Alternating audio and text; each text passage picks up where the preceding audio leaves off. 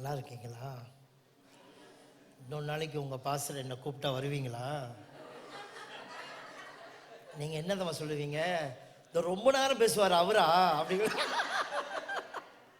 அப்படி தானே சொல்லுவீங்க. சொல்லக்கூடாது. நான் மதுரைக்காரன், மறந்துடக்கூடாது. நான் கத்தி எடுத்தால் கீழே வைக்க மாட்டேன். என்ன செய்வேன்? அந்த வார்த்தைகளை சொல்லி முடிக்கிற வரைக்கும் வைக்க மாட்டேன். நான் எனக்கு இந்த தீர்க்க தரிசனம்லாம் பெருசாக வராது. ஆனால் நான் அங்கே உட்காந்து கேட்டேன், இந்த பாஸ்டருக்கு ஏதாவது சொல்லணுமேன்னு. ஏதோ ஒரு வாய்க்கும்னு ஒரு வார்த்தை வந்துச்சு. அது எங்கே இருக்குது என்ன இருக்குன்னு தேடி பார்த்தேன். நான் சொல்லிடுறேன். ஏசாயா 55 இந்த வசனத்தை படிக்கிறேன் பாஸ்டருக்கு, சிஸ்டருக்கு. ஏசாயா 55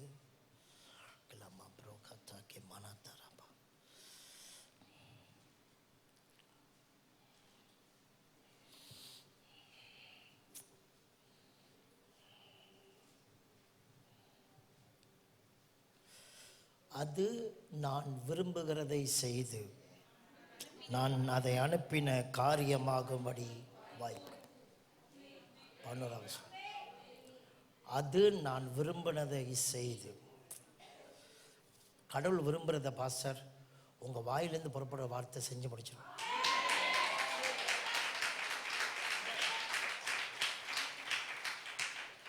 கடவுள் விரும்புகிறத, அவர் மனசில் என்ன விருப்பம் வச்சுருக்காரோ உங்கள் வாயிலேருந்து புறப்படுகிற வார்த்தை அதை செஞ்சு முடிச்சிடும்.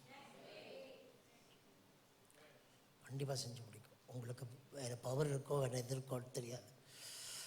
ஆனால் வார்த்தை சொல்கிற வார்த்தையெல்லாம் நடக்கும். அதுக்கு மேலே கீழே படித்து முடிச்சிடுறேன்.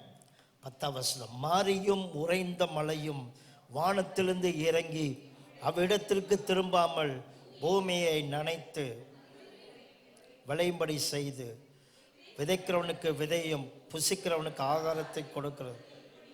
ஆமேன். வானத்திலிருந்து இறங்குனதெல்லாம் திரும்ப மேலே போகாது. கடவுள் வானத்திலிருந்து உங்களுக்கு என்னென்ன சொல்கிறாரோ, என்னென்ன வார்த்தை நீங்கள் சொன்னீங்களோ அது மேலே திரும்பி போகாது சொல்ல. அது அனுப்பின காரியமாகும்படி கண்டிப்பாக வாய்க்கும். பாஸ்டர் உங்களுக்கு என்ன சொன்னாரோ அது கண்டிப்பாக நிறைவேறும். இவருக்கு பெரிய பெரிய தீர்க்க தரிசனம் சொல்ல முடியாது. ஆனால் அவர் வாயில் வர்றதெல்லாமே தீர்க்க தரிசனமாயிடும். நீங்கள் ஏதாவது ஒரு நல்ல வார்த்தை சொல்லுங்கள் பாஸ்டர்னு சொல்லுங்கள், அது அப்படி நடந்துடும். நெசமா உண்மையை சொல்கிறேன். நான் இந்த இடத்துல ஜீசஸ் இருந்தால் என்ன சொல்லுவாரோ அதே தான் நான் சொல்கிறேன். அதனால் தயவுசெய்து அவருடைய வார்த்தையை நாம் பெற்றுக்கொண்டு அதைப்படி செய்ய கடவுள் நமக்கு உதவி செய்வாராக. மறுபடியும் வாசிக்கிறேன். மாரியும் உறைந்த மலையும் வானத்திலிருந்து இறங்கி அவ்விடத்திலிருந்து திரும்பாமல் பூமியை நனைத்து அதன் முளை கிளம்பி விளையும்படி செய்து விதைக்கிறவனுக்கு விதையும் புசிக்கிறவனுக்கு ஆகாரத்தையும் கொடுக்கிறது எப்படியோ அப்படியே என் வாயிலிருந்து புறப்படுகிற வசனமும் இருக்கும். அது வறுமையாய் என்னிடத்தில் திரும்பாமல் அது நான் விரும்புகிறதை செய்து நான் அதை அனுப்பின காரியமாகும்படி வாய்க்கும். அதனால் நீங்கள் மகிழ்ச்சியாய் புறப்பட்டு சமாதானத்தோடு கொண்டு போகப்படுவீர்கள். நீங்கள் மகிழ்ச்சியாய் புறப்பட்டு சமாதானமாய் கொண்டு போகப்படுவீர்கள். பர்வதங்களும் மலைகளும் உங்களுக்கு முன்பாய் கம்பீரமாய் முழங்கி வெளியின் மரங்கள் எல்லாம் கை கொட்டும். முட்செடிக்கு பதிலாக தேவதாரு விருட்சம் முளைக்கும். காஞ்சொரிக்கு பதிலாக மிருது செடி எழும்பும். அது கர்த்தருக்கு கீர்த்தியும் நிர்மூலமாகாத நித்திய அடையாளமாய் இருக்கும்.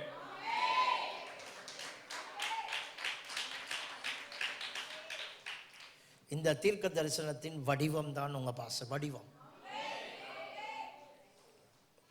வடிவம் தான் உங்கள் பாஸ்டர். நம்ம யாராவது நம்மகிட்ட ஒரு கிஃப்ட் கொடுத்தாங்கன்னா, அது ரொம்ப விலையேறப்பட்டதுன்னா அந்த கிஃப்டை எப்படி நாம் எடுத்து நாம் அதை எப்படி பத்திரப்படுத்தி நமக்கு பிரயோஜனமாக்கி கொள்ளணும் அப்படின்றத இப்போ சொல்ல போகிறோம். கர்த்தர் ஊழியக்காரனை நமக்கு கிஃப்டாக கொடுத்துருக்கிறார். அவர் ரெஸ்பான்சிபிலிட்டி டுவர்ட்ஸ் அவர் பாஸ்டர்.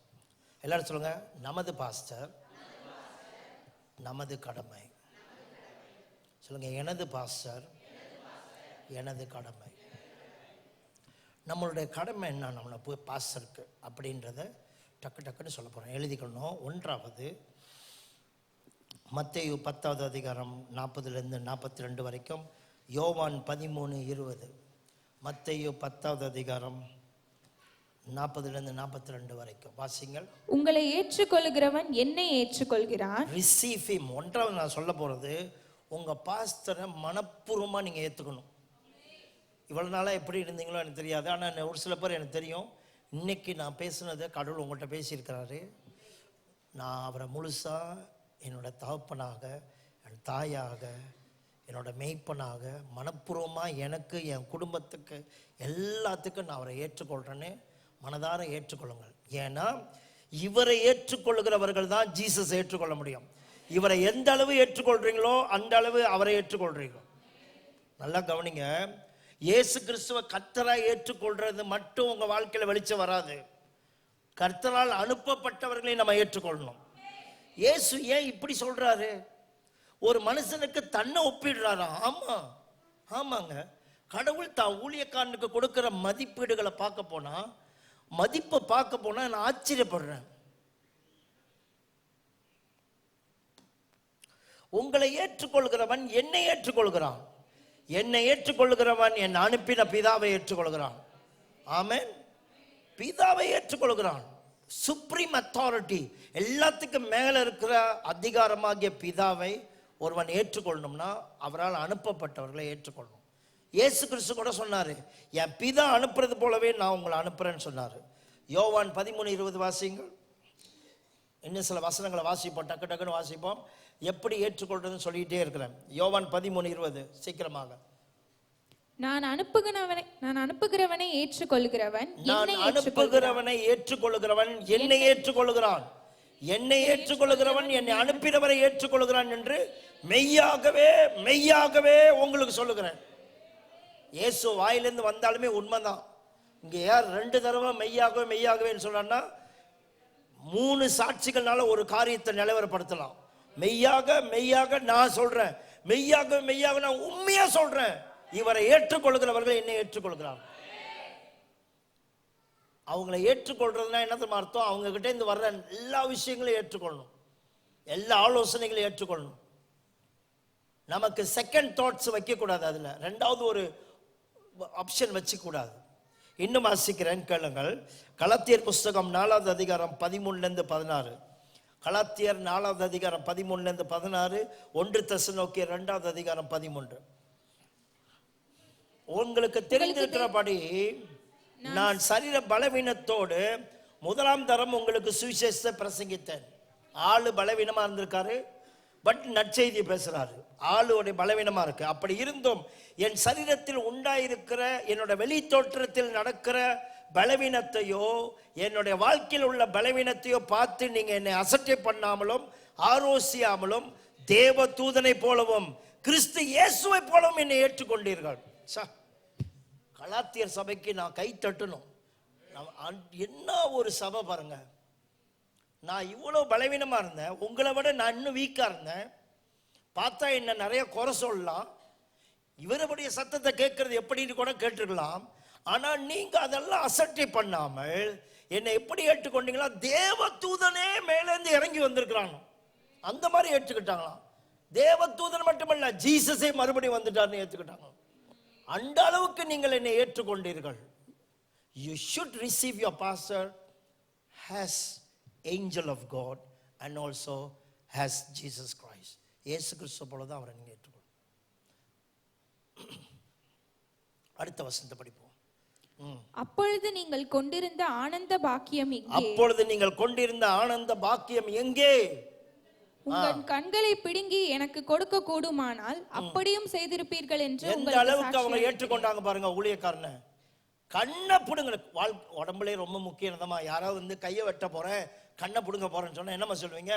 கையை வெண்டுமாலாம் வெட்டிக்கடா, கண்ணை பிடிக்கிறான்னு சொல்லுவோம். ஏன்னா வெரி ப்ரெஷஸ், கண் அவ்வளவு முக்கியம். ஆனா பவுல் மட்டும் கண்ணை கேட்டிருந்தார்னா அப்படியே பிடிங்கி கொடுத்துருப்பானுங்க. அந்த அளவுக்கு இவரை ஏற்றுக்கொண்டிருக்காங்க.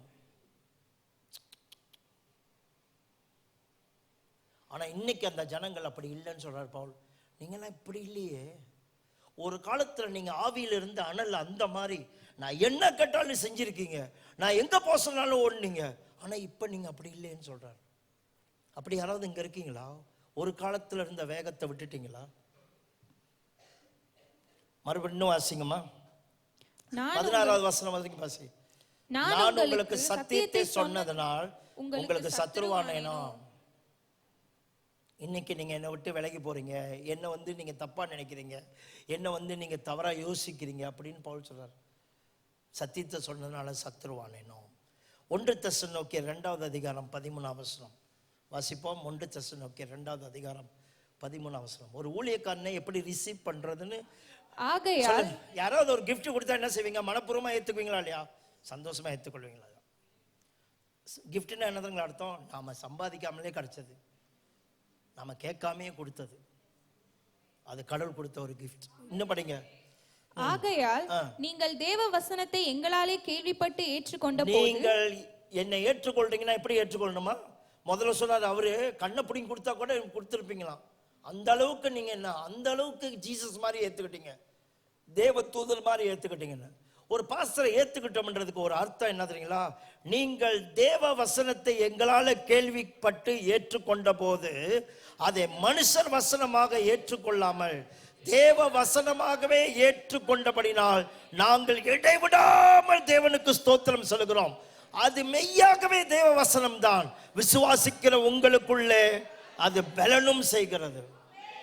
ஒரு பாஸ்டரோட வார்த்தைய கடவுளை வார்த்தை மாதிரி ஏத்துக்கிறது தான் அவரை ஏத்துக்கிட்டேன்னு அர்த்தம். நீங்க எங்களால் தேவ வசனம் கேள்விப்படும் பொழுது சில பேருக்கு கடவுளோட வசனத்தை அப்படி அலட்சியம் பண்ணுவாங்க.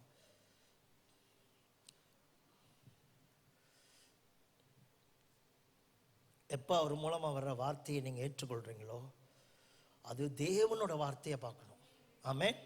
அவர் இங்க இருந்து பேசினாலும் சரி, போன்ல உங்ககிட்ட ஏதாவது ஒன்று சொன்னாலும் சரி, அது தெய்வ வார்த்தையாவே ஏற்றுக்கணும். நம்ம பாஸ்டர் என்ன சொல்றான்னு ஒரு வார்த்தை கேட்போமா அப்படின்னு ஒவ்வொரு மனைவியும் புருஷன் சொல்லணும். ஒவ்வொரு புருஷன் சொல்லணும், பாஸ்டர் என்ன சொல்றான்னு கொஞ்சம் கேளுங்க, இந்த விஷயத்தில் அவசரப்படாதீங்க அப்படின்னு சொல்ல தெரியணும். வாலிப தம்பி, பாஸ்டர்ட்ட ஒரு வார்த்தை கேளு, அது தேவ வார்த்தையாவே ஏற்றுக்கோ. ரெண்டாவது, நம்ம பாஸ்டர்களுக்கு நாம் செய்ய வேண்டிய ரெண்டாவது முக்கியமான ஒரு விஷயம் என்னவென்றால், யோவான் 17வது அதிகாரம் 9வது வசனமும் 15வது வசனம் வாசி. யோவான் 17வது அதிகாரம் 9வது வசனமும் 15வது வசனம். நான் அவர்களுக்காக வேண்டிக் கொள்ளுகிறேன், உலகத்துக்காக வேண்டிக் கொள்ளாமல். உலகத்துக்காக நான் வேண்டிக் கொள்ளாமல் நீர் எனக்கு தந்தவர்களுக்காக வேண்டிக் கொள்கிறேன். எல்லாரும் பாருங்க, நீர் எனக்கு. ஐயா, உலகம் பெருசா ஊழியக்காரன் பெருசான்னு கேட்டீங்கன்னா நான் சொல்றேன், ஊழியக்காரன் தான் பெருசு.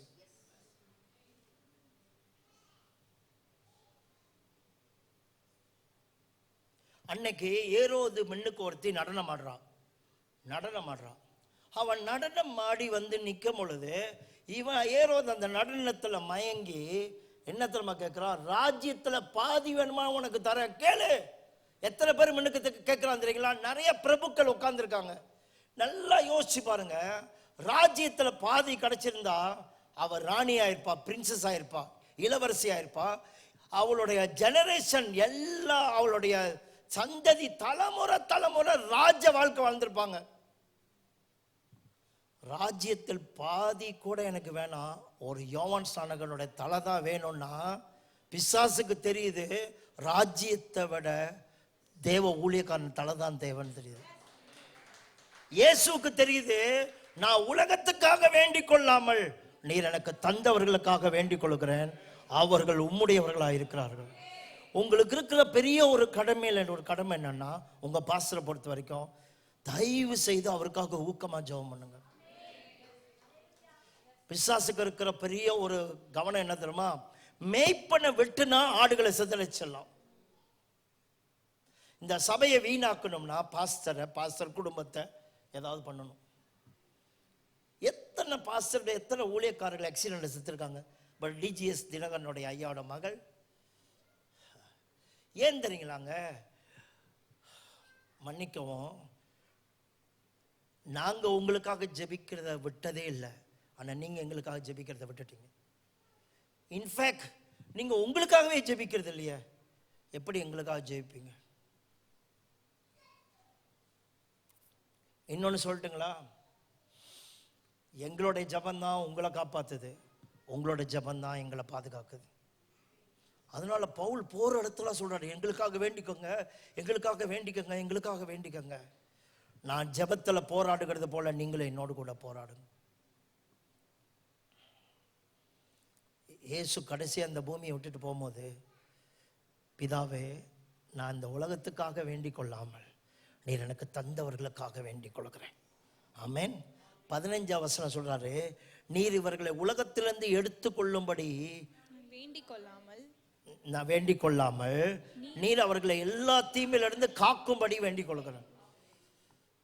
யோவான் 17 முழுசும் இயேசு அவரோட ஊழியக்காரனுக்காக பண்ண பிரேயருங்க. எல்லாரும் சொல்லுங்க, இயேசுவே சொல்லுங்க. தன்னோட ஊழியக்காரனுக்காக ப்ரே பண்ணியிருக்காரு. தான் அழைக்கப்பட்ட ஊழியக்காரனுக்காக ப்ரே பண்ணி, ப்ரே ஃபார் யுவர் பாஸ்டர்.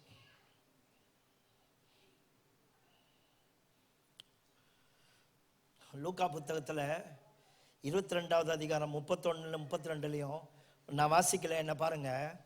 கோதுமையை சுலகில போட்டு புடைகிறது போல சாத்தான் உன்னை புடைவதற்கு என்னட்ட உத்தரவு கேட்டுக்கொண்டான். நானும் நீ உன்னோட விசுவாசம் ஒளிந்து போகாதபடிக்கு உனக்காக வேண்டிக் கொண்டேன். எத்தனை பாஸ்டர்களை சாத்தான் வந்து வேட்டையாடணும் விரும்புறான் தெரியுமா? எத்தனை பேர் பாதிக்கப்பட்டிருக்காங்க. எத்தனை பாஸ்டர்களோட உயிர், அவங்களுடைய உறவுகள் எல்லாம் பாதிக்கப்பட்டிருக்கு. நல்ல வேளை ஜீசஸ் அன்னைக்கு அவனுக்காக ப்ரே பண்ணாரு. அதனால கர்த்தர் அவனை குணப்படுத்தினார், மறுபடியும் எழுப்பிட்டாரு. 3000 பேர் அவன் மூலம் ரட்சிக்கப்பட்டாங்க, 5000 பேர் ரட்சிக்கப்பட்டாங்க. உங்களோட வேண்டுதல் பாஸ்டர்களுடைய வாழ்க்கையை காப்பாத்துதுங்க. அவங்க வாழ்க்கையில் உள்ள எல்லாத்தையும் காப்பாத்துது. 2 தெசலோனிக்கேயர் 2வது அதிகாரம் 2 தெசலோனிக்கேயர் 3வது அதிகாரம் 1 வாசிங்க. 2 தெசலோனிக்கேயர் 3வது அதிகாரம் 1-2. கடைசியாக சகோதரரே, உங்களிடத்தில் கர்த்தருடைய வசனம் பரம்பி மகிமைப்படுகிறது போல, உங்களிடத்தில் கர்த்தருடைய வசனம் பரம்பி மகிமைப்படுகிறது போல எவ்விடத்திலும் பரம்பி மகிமைப்படுவதற்கு துர்க்குணராகிய பொல்லாத மனுஷர் கையிலிருந்து நாங்கள் விடுவிக்கும்படி எங்களுக்காக வேண்டிக் கொள்ளுங்கள். விசுவாசம் எல்லாரிடத்திலும் இல்லையே. பவுல் என்னமா சொல்றாரு? நீங்க நினைக்க கூடாது நாங்க உங்களை கர்த்தருக்குள்ள நடத்துறோம், நாங்க பயங்கரமா விசுவாசிங்கன்னு நினைக்க கூடாது. நாங்க பாதிக்கப்படும் பொழுது விசுவாசத்தை கூட நாங்க இழக்க முடியும். அதனால எங்களை துர்க்குணராகிய பொல்லாத மனுஷர் கையில இருந்து எங்களை காப்பாற்றணும் ஜெபம் பண்ணுங்க. தப்பான நபருக்கு கையில இருந்து எங்களை காப்பாற்றணும் ஜெபம் பண்ணுங்க. தியேத்திரா சபைக்கு சொல்றாரு, என் ஊழியக்காரன் வேசித்தனம் பண்ணவும் விக்கிரங்களுக்கு படைக்கப்பட்டதை சாப்பிடவும் உபதேசிக்கிற ஜெசபல் என்ற ஸ்திரீ சபைக்குள்ள இருக்கிறார் சொல்றார்.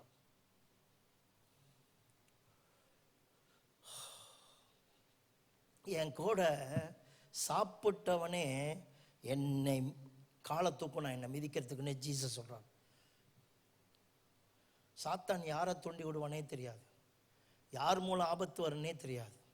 யாராவது உங்களுக்கு இந்த சர்ச்சை குறித்து உங்களுக்கு நல்ல ஆவி இல்லாட்டினா, பாஸ்டரை குறித்து பாஸ்டர் குடும்பத்தை குறித்து நல்ல ஆவி இல்லாட்டினா சீக்கிரமாய் நல் மனம் பொருந்துங்க. சீக்கிரமாய் நல்ல மனம் பொருந்துங்க. Pray for your pastor. எபிரேயர் 13வது அதிகாரம் 18-19 வாசிங்கள். எபிரேயர் 13-18. எங்களுக்காக வேண்டிக் கொள்ளுங்கள். பாருங்க, பவுல் போற இடத்துல இதையே தான் கேட்கிறாரு. எங்களுக்காக வேண்டிக் கொள்ளுங்கள், எங்களுக்காக வேண்டிக் கொள்ளுங்கள். நாங்கள் நல் மனசாட்சி உடையவர்களாய் எல்லாவற்றையும் யோக்கியமாய் நடக்க வேண்டும் என்று நிச்சயித்திருக்கிறோம். பாஸ்டர்களுக்கு என்ன ப்ரே பண்ணணும் பார்த்தீங்களா? அவங்க எப்போதுமே நல்ல மனசாட்சியோடு இருக்கணும்னு ப்ரே பண்ணணும். எல்லாரிடத்துல அவங்க யோக்கியமா நடக்கணும்னு ப்ரே பண்ணணும். எங்களுக்காக வேண்டிக் கொள்ளுங்கன்னு சொல்றாரு. இப்படி நாங்க இருக்கணும்னு எங்களுக்காக வேண்டிக் கொள்ளுங்க. மூன்றாவது காரியம், ஒன்றாவது அவர்களை எப்படி ஏற்றுக்கொள்ள வேண்டும் சொன்ன, இரண்டாவது அவர்களுக்காக ஜெபிக்க வேண்டும், மூன்றாவது பிலிப்பியர் 3வது அதிகாரம் 17 வாசிப்போம். பிலிப்பியர் 3வது அதிகாரம் 17 வாசிப்போமா? 3வது அதிகாரம் பிலிப்பியர் 17. சகோதரரே, நீங்கள் என்னோட கூட பின்பற்றுகிறவர்களாகி, பாஸ்டர் கிட்ட நீங்க அடுத்தது நீங்க செய்ய வேண்டிய ஒரு விஷயம், அவருக்கு நீங்க செய்ய வேண்டிய கடமை, அவரை நீங்க என்ன செய்யணும்? கூடவே பின்பற்றணும். அதுவும் அவர் மட்டும் பின்பற்றது இல்ல, அவர் யாரெல்லாம் வழி காட்டுறாரோ அவங்களையும் நீங்க பின்பற்றணும். சில பேர் பார்த்துருக்கீங்களா, பாஸ்டர் சொல்லிட்டு நான் கேட்கிறேன் அப்படின்னு சொல்லுவாங்க. பாஸ்டர் யாரை அனுப்புறாரோ, யாரை நியமிக்கிறாரோ அவங்க பேச்ச கேட்க மாட்டாங்க.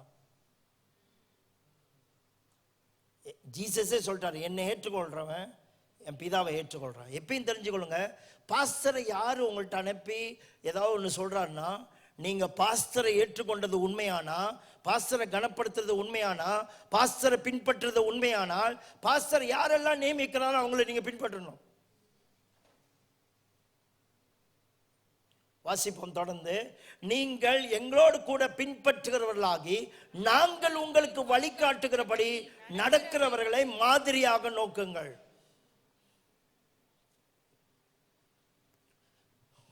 ஈவன் நல்லா கவனிங்க, ஈவன் நீங்க எந்த ஒரு பிரசங்கத்தை கேட்டுக்கிட்டு வரீங்க, கொஞ்ச நாளா ஒரு டீச்சிங்கை கேட்குறீங்க, பாஸ்டரோட போதனை தவிர வேற எங்கேயா ஒரு போதனை கேட்குறீங்கன்னா, அது பாஸ்டரே சொல்லியிருக்கணும் போய் கேளுங்கன்னு.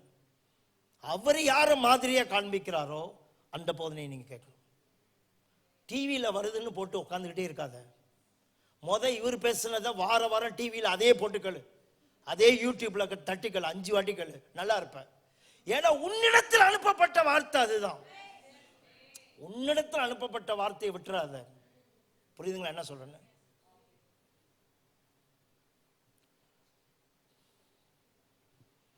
நான் உங்களுக்கு காண்பிக்கிறவர்களை மாதிரியாய் பின்பற்றுங்கள், மாதிரியா நோக்குங்கள். ஏன் நாங்க அப்படி சொல்றோம்? வேற பிரசங்க கேட்டா அவங்களும் பைபிள் தானே பேசுறாங்க அப்படி நீங்க நினைக்க கூடாது. அடுத்தது படிங்க. ஏனெனில் அநேகர் வேறு விதமாய் நடக்கிறார்கள். ஐயா, அநேகர் சரியா பேசுறாங்க, ஆனா வேறு விதமா நடக்கிறாங்க. நீங்க அவங்க கிட்ட போய் பார்த்தது இல்ல, இவரை நம்ம கிட்ட இருந்து பார்த்திருக்கிறோம். அவங்க வேறு விதமா நடக்கிறவங்களுக்கு என்ன தெரியும்? அங்க 1000 பேர் வேணுமா போட்டுமே, ஆனா வேறு விதமாய் நடக்கிறார்கள் அநேகர். இன்னும் வாசிப்போம். அவர்கள் கிறிஸ்துவின் சிலுவைக்கு பகைஞர் என்று உங்களுக்கு அநேகம் தரம் சொன்னேன். சிலுவைக்கு பகைஞர்கள். சிலுவையில் என்ன நடந்துச்சுன்னா, இயேசு தன்னை மட்டும் அர்ப்பணிக்கல, நம்முடைய பழைய மனுஷன் அங்க சிலுவையில் ஒப்பு கொடுத்தார். ரொம்ப பேர் தங்களோட பழைய மனுஷனை சிலுவைக்கு கொண்டு போகாமல் ஊழியம் செய்றாங்க, பழைய மனுஷனை வாழ வைக்கிறாங்க. சிலுவைக்கு பகைஞர்கள் அவர்கள். இன்னும் சொல்றோம் கவனிங்கள். சிலுவைக்கு பகைஞர்கள் என்று உங்களுக்கு அநேக தரம் சொன்னேன், இப்பொழுதும் கண்ணீரோடு சொல்லுகிறேன். அநேக தரம் சொன்னேன். பாஸ்டரை பின்பற்றுங்கள். பாஸ்டர் யாரை மாதிரியா காண்பிக்கிறாரோ அவர்களை பின்பற்றுங்கள். இன்னொன்னு எப்படி தெரியுமா, சில பேர் ஏதோ ஒரு கூட்டம் நடக்குது, வீட்டு கூட்டம்னு வச்சுக்கோமே, ஏதோ ஒரு வீட்டு கூட்டம், ஜப கூட்டம், பாஸ்டர் வந்தா எல்லாரும் வர்றது, பாஸ்டர் யாரையாவது அனுப்புறாருன்னா வர்றதில்லை.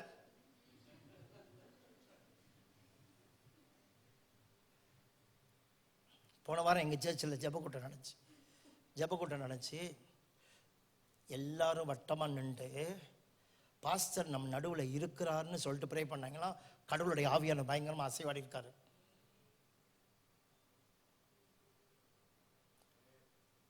உடனே அப்படி நடந்துச்சுன்னு என்கிட்ட சொன்னாங்க. நான் சொன்னேன், ஒரு வசனம் எடுத்து கொடுத்தேன். நான் சரீரத்தில் தூரமாக இருந்தாலும் ஆவியில் உங்களோடு கூட இருக்கிறேன். பாஸ்டர் தூரமா இருந்தாலும் அவர் இங்க தான் இருக்கிறாரு, நம்ம கூட தான் இருக்கிறாருன்னு அப்படி நினைச்சுக்கிட்டே வாழணும். அது தப்பு இல்லை, அதான் சரி.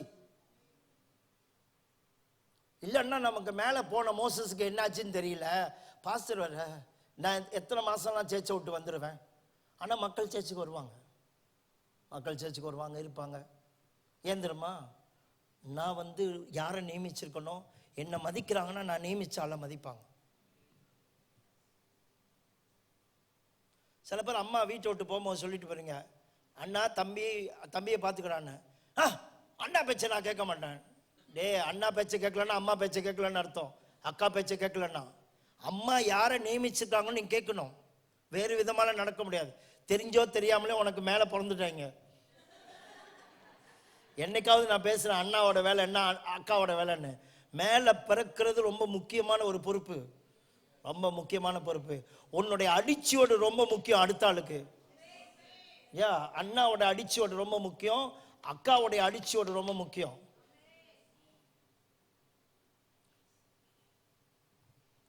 வேற எதையோ பேச போயிட்டோம் போங்க. மேபி நம்ம வீட்டில் நடக்கிறது வழக்கு அப்படியே வருது. அநேகர் வேறு விதமாய் நடக்கிறார்கள். கண்ணீரோட சொல்லுங்க. அடுத்த வசனம் படிங்க. அவர்களுடைய முடிவு அழிவு. நீங்க போய்கிட்டே இருப்பீங்க நினைச்சுக்கோ. பாஸ்டர் பேச்சு கேட்கல, பாஸ்டரை பின்பற்றல, பாஸ்டர் சொல்ற ஆளை பின்பற்றலன்னா நீங்க வேற ஆளை பின்பற்றிட்டு போய்கிட்டே இருங்க. அவங்களுடைய முடிவு அழிவு. அவர்களுடைய தேவன் என்னது? ஒரு ஜான் வயிறு. அநேக பேருங்க நம்மளோட காசுக்காக ஊழியம் செய்றவங்க ரொம்ப பேர் இருக்காங்க. இந்த ஆள்லாம் காசே இல்லாம உங்க காலை கழுவி இருக்காரு. காசு இல்லாத காலத்துல இன்னைக்கு தான் ஏதோ காணிக்க வருது, சம்பளம் எடுக்கிறாங்க. முந்தைய என்ன எடுத்தாங்க கேட்டுங்க, கேளுங்க. அவங்களோட நகைகள்லாம் கொண்டு போய் அடகு வச்சுலாம் ஊழியம் செஞ்சிருப்பாங்க.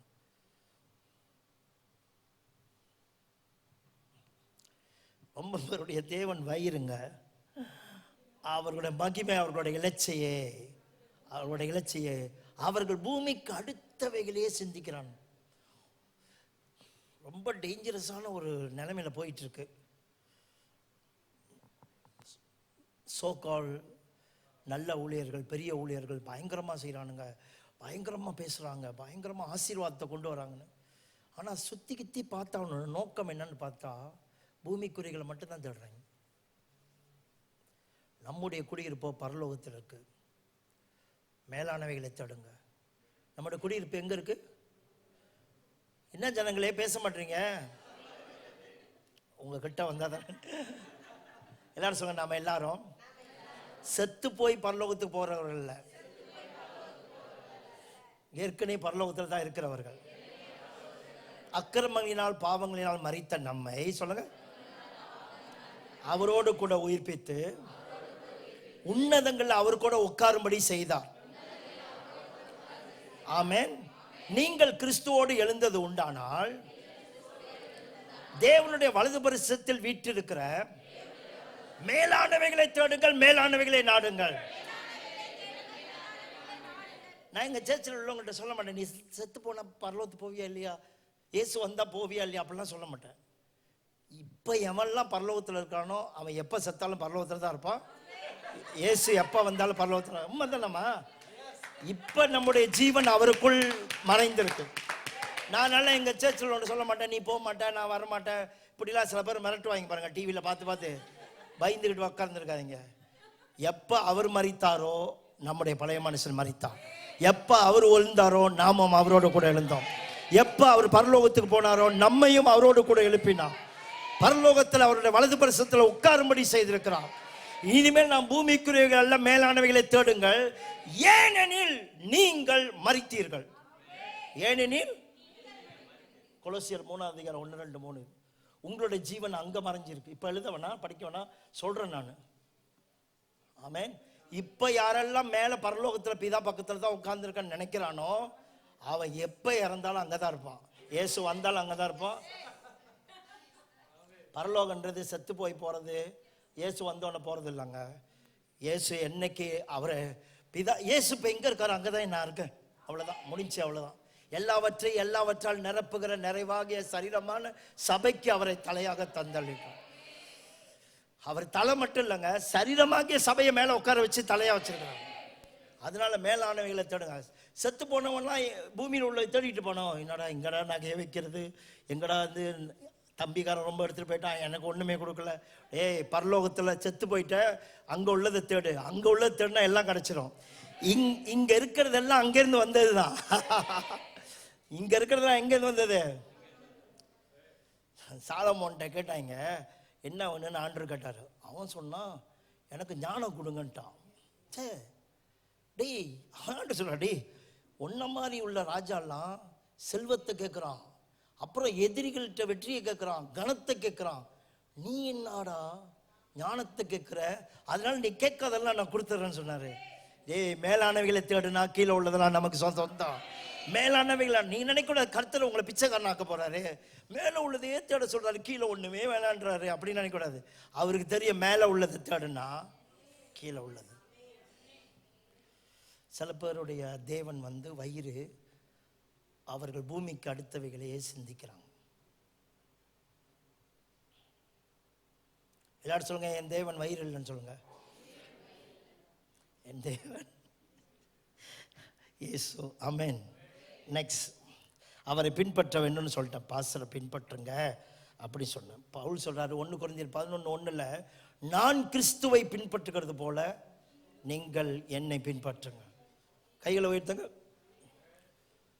இவர் என்னடா இது, எங்கே இருந்தோ வந்த புட்டு பாஸ்டரை பின்பற்றுன்றாரு. நாம ஒரு மனுஷனை கூட பின்பற்றக்கூடாது, ஜீசஸ் தான் பின்பற்றணும்னு சில பேர் சொல்லுவாங்க. அவங்க ஜீசஸை பின்பற்றாதவங்க. எவன் ஒருத்தன் ஜீசஸை பின்பற்றானோ அவன் நிச்சயமா அப்பாவை பின்பற்றுவான், அம்மாவை பின்பற்றுவான், ஒய்ஃபை பின்பற்றுவான், ஹஸ்பண்டை பின்பற்றுவான், பாஸ்டரை பின்பற்றுவான்.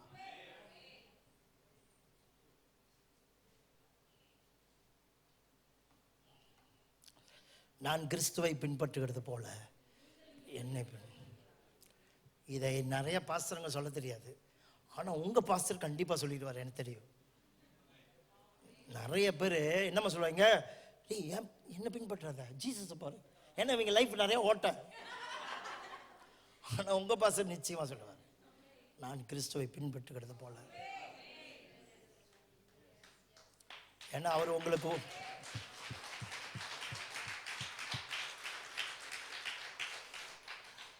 உங்களுக்கு ஊழியம் செஞ்சாலும் அவருடைய அல்டிமேட் கோல், அவருடைய இலக்கு என்னன்னா ஜீசஸை போல ஆகணும்னு தான்.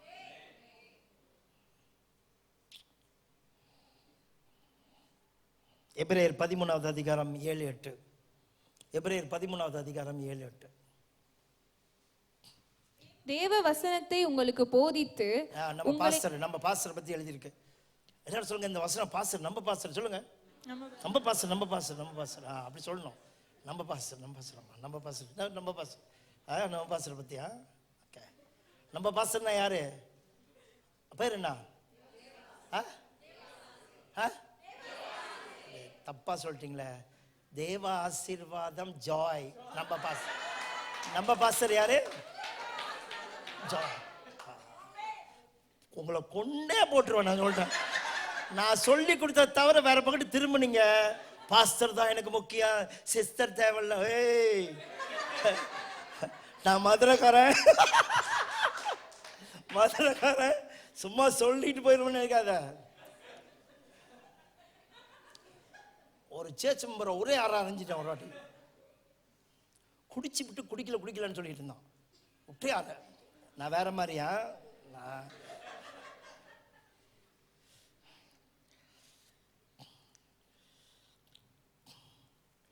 அடிச்சிட்ட பிறகு அவர் என்ன சொல்றாரு?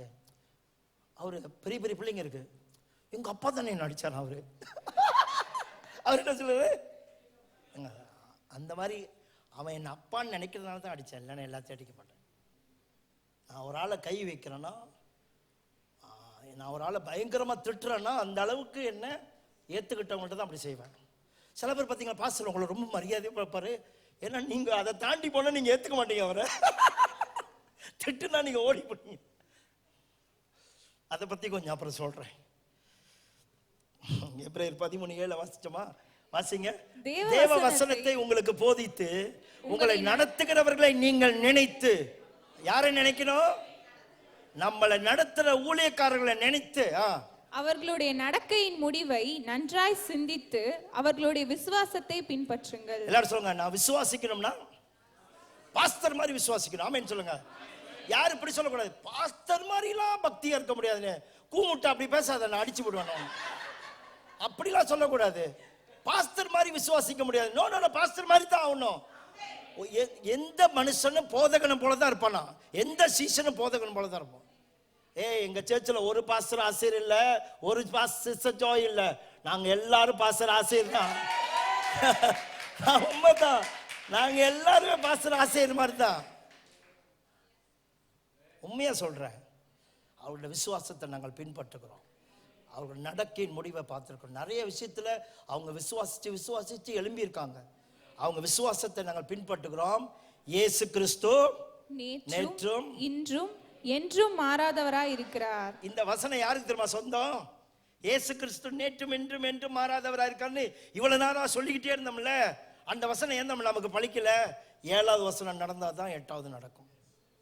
7, 8 கனெக்டட். நம்ம அவங்க விசுவாசத்தை மதித்து அவங்கள பின்பற்றும் பொழுது நம்முடைய இயேசு கிறிஸ்து உங்களுக்கு நேற்றும் இன்றும் என்றும் மாறாதவராய் இருப்பார். ஆமென். 4வது, நம்ம பாஸ்டர்களுக்கு நாம செய்ய வேண்டிய கடமைகள் என்ன? கலாத்தியர் 6வது அதிகாரம் 6-7 வாசிப்போமா? கலாத்தியர் 6வது அதிகாரம் 6-7. மேலும் 1 கொரிந்தியர் 9வது அதிகாரம் கூட. கலாத்தியர் 6வது அதிகாரம் 6-7. திருவசனத்தில் உபதேசிக்கப்படுகிறவன் உபதேசிக்கிறவனுக்கு சகல நன்மைகளையும் பகிர்ந்து கொடுக்கும். ஒரு நன்மை 2 நன்மை இல்ல. நம்ம கிட்ட தேவ வார்த்தையை பேசுற பாஸ்டருக்கு நம்ம கிட்ட என்னென்ன நன்மை இருக்கோ அது எல்லாத்தையும் அவங்களுக்கு ஷேர் கொடுக்கணும். கண்டிப்பா ஷேர் கொடுக்கணும். சும்மா காணிக்கை போட்டு தசம்பா போட்டு போயிடக்கூடாது. என்னென்ன கொடுக்க முடியுமா? நம்ம வீட்டில் ஒரு பிள்ளைக்கு ஒரு பங்கு எடுத்து வைக்கிற மாதிரி, ஒரு அப்பாவுக்கு ஒரு பங்கு எடுத்து வைக்கிற மாதிரி, நமக்கு கல்யாணம்னா ஒரு பங்கு பாஸ்டருக்கு எடுத்து வைக்கணும். எல்லாமே அவங்களுக்கு ஒரு பங்கு கொடுக்கணும். சகல நன்மைகளை பகிர்ந்து கொடுக்க கடவன். மோசம் போகாதிருங்கள். மனுஷன் எதை விதைக்கிறானோ அதை நிச்சயமா இருப்பான். யாரெல்லாம் பாஸ்டருக்கு எல்லா நன்மைகளும் பகிர்ந்து கொடுக்கிறானோ கண்டிப்பா அறுவடை செய்வேன். ஐயா, யார் வாழ்க்கையில விதைச்சு உங்களுக்கு அற்புதம் நடக்குதோ இல்லையோ, இந்த பாஸ்டருக்கு என்ன செஞ்சாலும் உங்க வாழ்க்கையில அற்புதம் நடக்கும். நிச்சயமா நிச்சயமா நிச்சயமா நிச்சயமா நிச்சயமா. எத்தனை பேர் நகைகளை சேர்த்து வச்சிருக்கீங்க? நகையில ஒரு பங்கு கொடுக்கணும். எத்தனை பேர் தெரியுமா ஊழியக்காரனுக்கு கொடுத்து நல்லா இருக்காங்க? என்னுடைய ஆவிக்குரிய மகன் ஒருத்தர் இருக்காரு. பேர் வந்து பாஸ்டர் ஷேர்லி ஸ்ரீலங்காவில் இருக்கா. அந்த பயலுக்கு திருமணம் நடக்கிறதுக்கு முன்னுக்கு ஒரு 4 மாதத்துக்கு முன்னுக்கு நான் ஸ்ரீலங்கா போயிருந்தேன். 4 மாதமோ 6 மாதம் தெரில. ஸ்ரீலங்கா போயிருந்தப்போ அவன் திருமணத்துக்காக காசு சேர்த்து வச்சிருந்தான். அந்த பையன் பாஸ்டர் தான். நான் ஒரு பாஸ்டரோட மகன். அவன் என்னுடைய ஊழியத்தில் ஆசீர்வதிக்கப்பட்டதுனால நான் வந்து மலேசியாவில் ஸ்கூல் நடத்தின பாஸ்டர்களுக்கு அங்கே வந்து அவன் லைஃப் ரொம்ப மாறுனுச்சு. ஸோ அந்த பையன் நாங்கள் போயிருந்தப்போ விக்டோரியா மகாராணி, லண்டனில் இருக்கிற விக்டோரியா மகாராணி ஸ்ரீலங்காவுக்கு வந்து தங்குன ஒரு ஹோட்டல் இருக்கு, சூட். அதே ரூமில் என்னை தங்க வச்சான். விக்டோரியா மகாராணி பல வருஷத்துக்கு முன்னுக்கு அந்த ரூமில் தான் தங்கினாங்களாம். நான் போய் பார்த்தேன், எல்லாமே அவளோட ஃபோட்டோ, விக்டோரியா மகாராணி ஃபோட்டோலாம் இருக்குது. அன்னைக்கு ராத்திரி எனக்கு தூக்கமே வரல. என்ன தெரியுமா, கல்யாணத்தை கிட்ட வச்சுக்கிட்டு ஏன்டா இவ்வளோ காசு செலவு பண்ணுற எனக்குன்னு கேட்டேன். இவ்வளோ காசு செலவு பண்ணுற, எனக்கு குற்ற மனசாட்சியாக இருக்குது. இங்கே அந்த ரூமே இவ்வளோ பெரிய ரூமு. அதில் போய் என்னை என் ஒய்ஃபையும் தங்க வச்சான். 2 நாள் தங்கணும். நான் சொன்னேன், ஐயா நான் போகிறேன், எனக்கு இந்த பெரிய ரூம்லாம் தங்க பிடிக்காது, சின்ன ரூம்லேயே பாருன்னா இன்னொரு ஹோட்டல் கொண்டு போனோம். அந்த ஹோட்டலில் போனால் ரொம்ப அழகாக இருக்குது ரூமுக்கு வெளியில் அப்படி வந்து பால்கனியில் நின்றா அப்படியே படுத்துருக்கலாம். அப்படி பார்த்தா கடல், அதுவும் சரியான விலை. அவ்வளோ காசு செலவு பண்ணான். கடைசியில் தான் தெரியுது, அவன் கல்யாணத்துக்கு வச்சிருந்த எல்லா காசுமே எனக்கு செலவு பண்ணிட்டான். எல்லாத்தையும் செலவு பண்ணி முடிச்சிட்டான். 6 மாசத்துல கல்யாணம். கர்த்தர் நிறைவா செஞ்சு முடிச்சான்.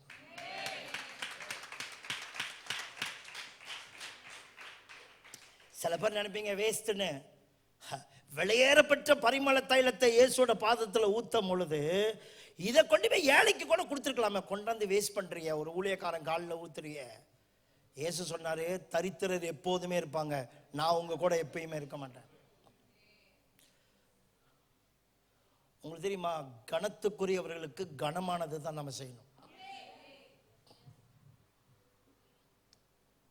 என்னோட பிள்ளைங்கள்ட்ட சொல்லியிருக்கிறேன், வேலைக்குன்னு ஒன்று போனீங்கன்னா மாதம் சம்பளம் எடுத்து ஃபுல்லாக ஊழியக்காரன்ட்ட தான் கொடுத்துடணும் சொல்லி கொடுத்துருக்கேன். என் ஒய்ஃப்ட்ட சொல்லியிருக்கேன், நகைகளை சேர்த்து வச்சுன்னா பாஸ்டர்கள் கொடுத்துரு. இதோ செயின் போட்டிருக்கேன் பார்த்தீங்களா, இது எத்தனாவது செயின்? 5வது செயின். இதெல்லாம் செயினு எனக்கு செயின் போட பிடிக்காது, ஒய்ஃபு தான் பிடிக்கும், போட்டு விடுவா. அவள் ஏதாவது போட்டு விடுவாள், என்ன அது கழுத்து மொட்டையாக இருக்குது அப்படி சொல்லுவாள். சரி எதையும் எடுத்து போட்டு விட்றா, அப்புறம் மதுரை கரைச்சின்னு நினைக்கிறேன் அவளும்.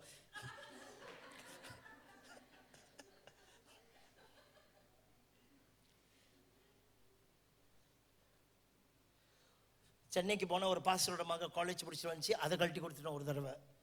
அப்புறம் ஸ்ரீலங்காவுக்கு போனால் இன்னொரு அது கழுமனால ஏசி நான் திட்டுனா, நீ வந்து சொந்தமாக காசை போட்டு வாங்கி சொந்தமாக போட்டுக்க, எங்கேயாவது கழட்டி கொடுக்கணும்னா கழட்டி கொடுத்துரு. நான் உன் கழுத்தில் கிடக்கணும்னு ஆசையாக போட்டா நீ எப்படி கழட்டி கொடுக்க முடியும்? சரி சரி நீ இன்னொரு வாட்டி போட்டு விடு, நான் யாருக்கும் கொடுக்க மாட்டேன் அப்படின்னு சொல்லிட்டு ஸ்ரீலங்காவுக்கு போனேன். ஒரு பாஸ்டரோட மனைவி, அவருக்கு அப்பாவே இல்லை, கல்யாணம் பண்ணும்போது கூட அப்படியே வந்தா, அவனுக்கு கல்யாணம் பண்ணி வாழ்கிறான், 2 பொண்ணு பிள்ளைங்க இருக்குது. அதை பார்த்தப்பா எனக்கு கஷ்டமாக இருக்குது. என்ன பண்ணேன், சாப்பிட்டுட்டு கை கழுவ போனேன், அங்கே செயினை கழட்டி வச்சுட்டு வந்துட்டேன்.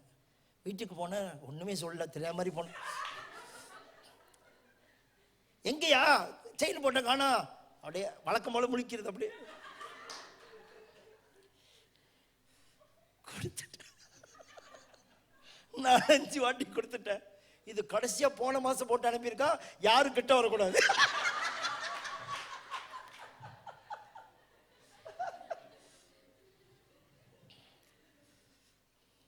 கர்த்தருடைய ஊழியக்காரங்களுக்கு செய்யறது எவ்வளவு பெருசு தெரியுமா? எவ்வளவு பெருசு. பிள்ளைக்கு சேர்த்து வைக்கிறீங்க, பிள்ளை கூட நன்றி கட்டணும்னா போயிடுவான். ஆனா கடவுளுக்கு நீங்க செஞ்சு பாருங்க, கடவுளோட ஊழியக்காரனுக்கு செஞ்சு பாருங்க. பிள்ளையும் நன்றி கட்டவனா இருக்க மாட்டான், ஏன்னா நீ கடவுள் கொடுத்துருக்குற. இதில் பிரான்ஸில் இடம் பேர் சொல்லக்கூடாது, பிரான்ஸில் ஒரு பாஸ்டர் சொல்கிறாரு, நான் வந்து ஊழியத்துக்கு போகிறேன் ஸ்ரீலங்காவுக்கு.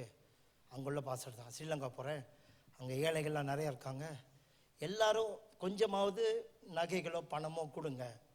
ஏன்னா இவங்க விடுதலை புலிக்கு பிரபாகரன் இருக்கார்ல, அந்த ஐயாவுக்குலாம் நகை அள்ளி கொடுத்தானுங்க. நாட்டுக்காக யுத்தம் பண்ணணும், நகைன்னு அள்ளி கொடுத்த ஜனம். இந்த பாஸ்டர் கொடுக்க சொன்னா சரியா கொடுக்கல. நான் போனப்போ ஒரு அம்மா அழுவுது. என்னன்னா, என் வீட்டில் தங்கியிருந்தவன் 100 பவுன் நகை அடிச்சுட்டு போயிட்டானா. 100 பவுன் வீட்டில் தங்கி இருந்த பையனை. என் மைண்டில் என்ன ஓடி இருக்கும், அப்பவே பாஸ்டர் கட்டார கொஞ்சம் கொடுத்துருக்கலாம். இது பட்டாளு திருந்தாதுங்க, சில பேர் பட்டாளு திருந்தாது, அதுங்க கையில இருந்து வாங்குறது ரொம்ப கஷ்டம்.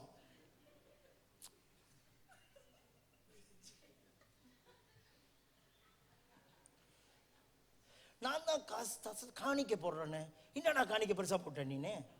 நான் காணிக்க போட்டேன், நான் தசமா போட்டேன். உங்களுக்கு தெரியுமா, நம்ம எல்லாமே கர்த்தருடையவர், எதுவுமே நம்முடையது இல்லை. அவர் கொடுத்ததுனால நம்ம கையில் இருக்கு. நாம கொடுக்கறது கூட நான் கொடுத்து அப்படி சொல்ல முடியாது, அவர் கையிலேருந்து வாங்கி அவர் கையிலே கொடுக்குறோம். போஸ்ட்மேன் மாதிரி, போஸ்ட்மேன், நான் வந்து போஸ்ட்மேன், எவனோ காசு அனுப்புனா கொண்டாந்து உன்கிட்ட கொடுத்தேன், உடனே நீ காசு வாங்கிட்டு ரொம்ப நன்றிங்க ஐயா நீங்க கொடுத்தீங்க, போங்கடா. யாரோ கொடுத்தாங்கன்னா வந்து செஞ்சேன், கொடுத்துட்டு போயிட்டான், அவ்வளோதான். இப்படித்தான் நாம நினைச்சுக்கணும், நான் கொடுத்தேன், நான் அவ்வளோ கொடுத்தேன். Oh no no no no.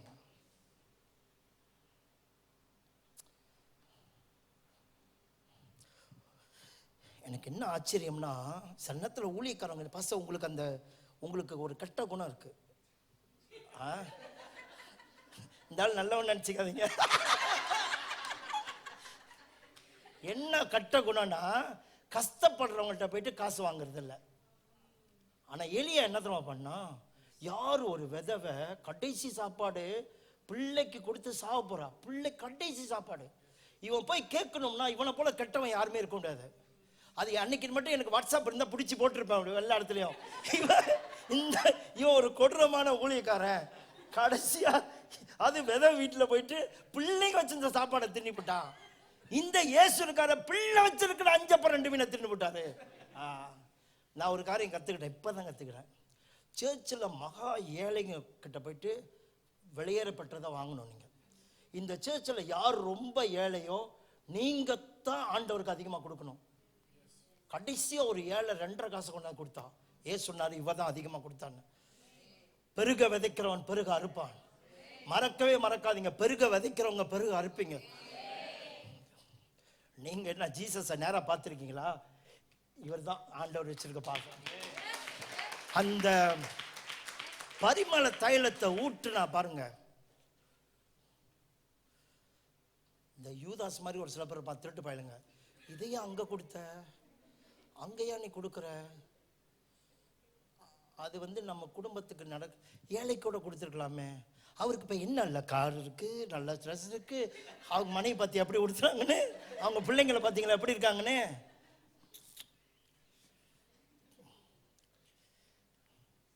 இல்லாதவங்களுக்கு கொடுக்கறதுக்கு பேர் இந்த தர்மம், இருக்கிறவங்களுக்கு கொடுக்கறது பேர் இந்த விதை, ராஜ்யத்தோட விதை. இவங்கள்ட்ட தான் நீ கொடுக்கணும். என்னோட பணத்தை நான் 5 விதமாக செலவு பண்ணுறேன். 1 தசம்பாகம் கொடுத்துருவேன், 2 என் வீட்டு செலவு பார்த்துக்குவேன், 3 என் மாமியாருக்கு கொடுப்பேன். கொஞ்சமாக வயசானது தான், அதுக்கு என்னது காசுன்னு நினைக்கக்கூடாது. அவங்க நம்ம கையில் காசு கொஞ்சம் வாங்கணும்னு சந்தோஷப்படுவாங்க பாருங்க, கர்த்தர் நம்மளை ஆசீர்வதிச்சிருவாங்க. என் மாமியார் கொடுத்துருவேன், என் ஒய்ஃபு எங்கள் அம்மா கொடுத்துருவோம். வளர்ந்தலா அவங்க மாமியார். அதான் டீல்.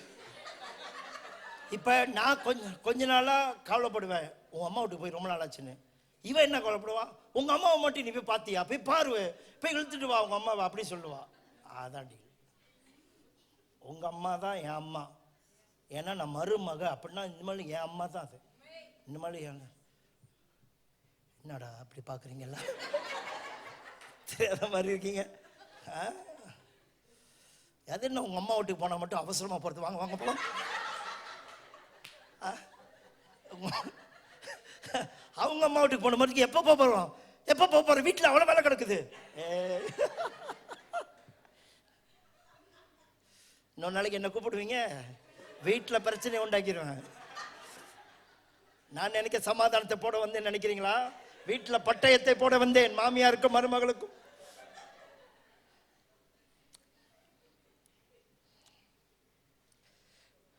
என்னடா பேசிட்டு இருந்தேன் இவ்வளோ நேரம்.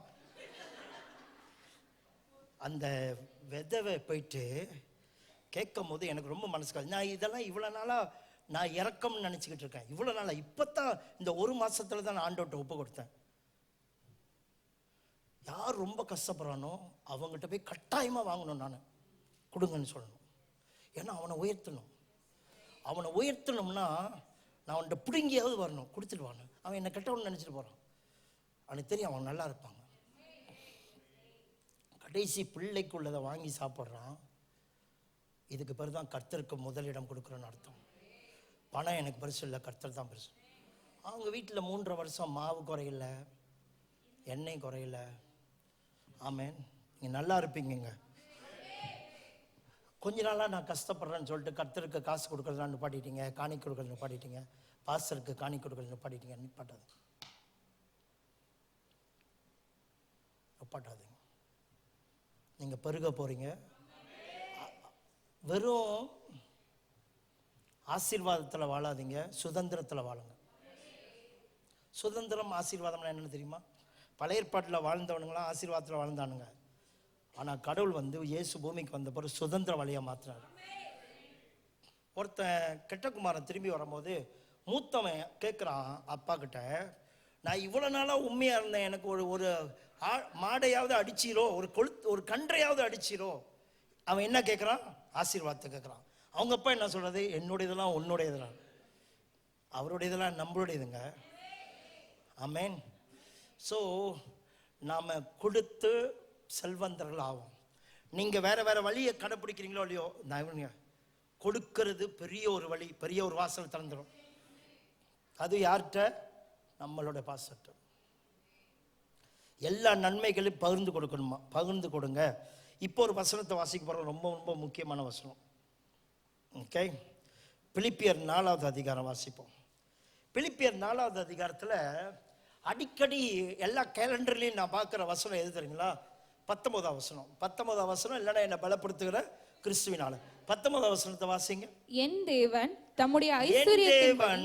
தம்முடைய ஐஸ்வரியத்தின்படி உங்கள் குறைகள் எல்லாம் கிறிஸ்து இயேசுவின் மகிமையில நிறைவாக்குவார். ஆமேன் சொல்லுங்க. உங்களுக்கு அது நடக்காது. எது நடக்காது? நீ கேலண்டர்ல இதை எழுதி போட்டு 100 வாட்டி சொன்னாலும் இது உனக்கு நடக்காது. ஏன்னா இது உங்களுக்குரிய வசனமே இல்லை. இது யாருக்குரிய வசனம்னா, இதுக்கு மேல படிக்கிறோமா அவங்களுக்குரிய வசனம். மேல என்ன வாசிக்கிறோம்? 15 வசனத்தை படிங்க.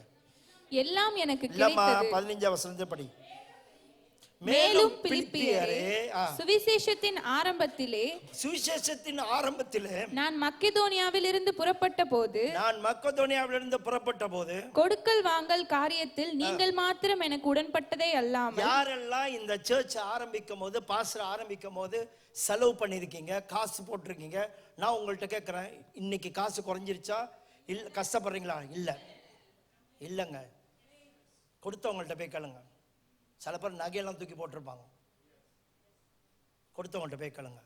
நான் சுவிசேஷத்தின் ஆரம்பத்தில் நான் மக்கெதோனியாவிலிருந்து புறப்பட்ட போது கொடுக்கல் வாங்கல் காரியத்தில் நீங்க மாத்திரம்தான் உடன்பட்டது, வேற எந்த சபையும் எனக்கு உடன்படவில்லை பவுல் சொல்றாரு. ஓகே, அடுத்தது. அதனால தான் இந்த சபை அதை சொல்லக்கூடாதுன்னு சொல்றேன். எந்த சபை சொல்லணுமோ நான் சொல்றேன் பாருங்க. அடுத்த வசனத்தை படிங்க. நான் தெசலோனிக்கேயில் இருந்த போதும் என் குறைச்சலை நீக்கும்படி நீங்கள் 2 தரம் அனுப்பினீர்கள். அடுத்த வசனம். உபகாரத்தை நான் நாடாமல் உங்கள் கணக்குக்கு பலன் பெருகும்படியே நாடுகிறேன். நான் ஏன் இதெல்லாம் உங்களுக்கு சொல்றேன்? நான் பவுல் சொல்றேன், நான் ஏன் இதெல்லாம் சொல்றேன்? நீங்க ஏதாவது எங்களுக்கு கொடுக்கணும், இன்னும் கொஞ்சம் கொடுங்க அப்படின்னு உங்களை நான் என்ன செய்யல, மேனிப்புலேட் பண்ணல. மேனிப்புலேட் என்ன சொல்லுவாங்க, உங்களை ஏமாத்தல. நான் என்ன சொல்றேன் தெரியுங்களா, உங்களோட கணக்குடைய பலனை பெருக்கணும். அதனால நான் உங்களை கொடுக்க சொல்றேன். நீங்க இன்னும் கொடுத்தீங்கன்னா உங்களோட கணக்குடைய பலன் பெருக்க போகுது ராஜ்யத்துல. இன்னும் வாசிங்க. எல்லாம் எனக்கு கிடைத்தது பரிபூரணமும் உண்டாயிருக்கிறது. உங்களால் அனுப்பப்பட்டவைகளை சுகந்த வாசனையும் தேவனுக்கு பிரியமான உகந்த பலியாக எப்பாப்ராதீத்துவின் கையில் வர பற்றி கொண்டபடியால் நான் என்ன ஆயிட்டேன், நான் திருப்தி அடைஞ்சிருக்கிறேன். உங்க பாஸ்டர் பொருளாதாரம்னு வரும்பொழுது ரொம்ப திருப்தியா இருக்கணும். பண விஷயத்துல அவருக்கு எல்லாம் நிறைஞ்சிருக்கணும், பரிபூர்ணமா இருக்கணும். ஏன்னா இத்தனை குடும்பத்துக்கு கடவுள் கொடுத்த ஒரு தகப்பன். உங்க வீடை எப்படிலாம் கட்டி இருக்கீங்க? நம்ம எல்லாரும் கட்டுற வீடு இது. இனி கட்ட போற வீடு எல்லாரும் சேர்ந்து கட்டி ஆகணும். இன்னும் கட்ட வேண்டியது நிறைய இருக்கு. எல்லாம் கிடைத்தது, பரிபூர்ணமும் உண்டாயிருக்கிறது. உங்களால் அனுப்பப்பட்டவைகள் எப்படி போச்சாம்? சுகந்த வாசனையாக தேவனுக்கு பிரியமான உகந்த பலி. ஐயோ, தேவனுக்கு பிரியமான உகந்த பலிங்க. நீங்க கொடுக்கிற பணம் இருக்க, பொருளாதாரம் இருக்க, பொருள் இருக்க. எத்தனை பேர் நம்ம லேண்டை கொண்டாந்து பாஸ்டர்ட்ட கொடுத்துருக்காங்க, லேண்டுகளை கொடுத்துருக்காங்க, வாகனங்களை கொடுத்துருக்காங்க. இது உங்ககிட்ட இருந்து எதையாவது பறிக்கலாம் அந்த பிளான் இல்லை. உங்களோட கணக்கை எப்படி பெருக்கலாம்னு சொல்லிக்கிட்டு இருக்கோம். அடுத்த வசனத்தை படிங்க. என் தேவன் தம்முடைய ஐஸ்வரியத்தின்படி. பாஸ்டருங்க வாங்க, நில்லுங்களேன். என் மண்ணுக்கு பாஸ்டர் வாங்கினா ஜாயின் தான் சேர்த்து.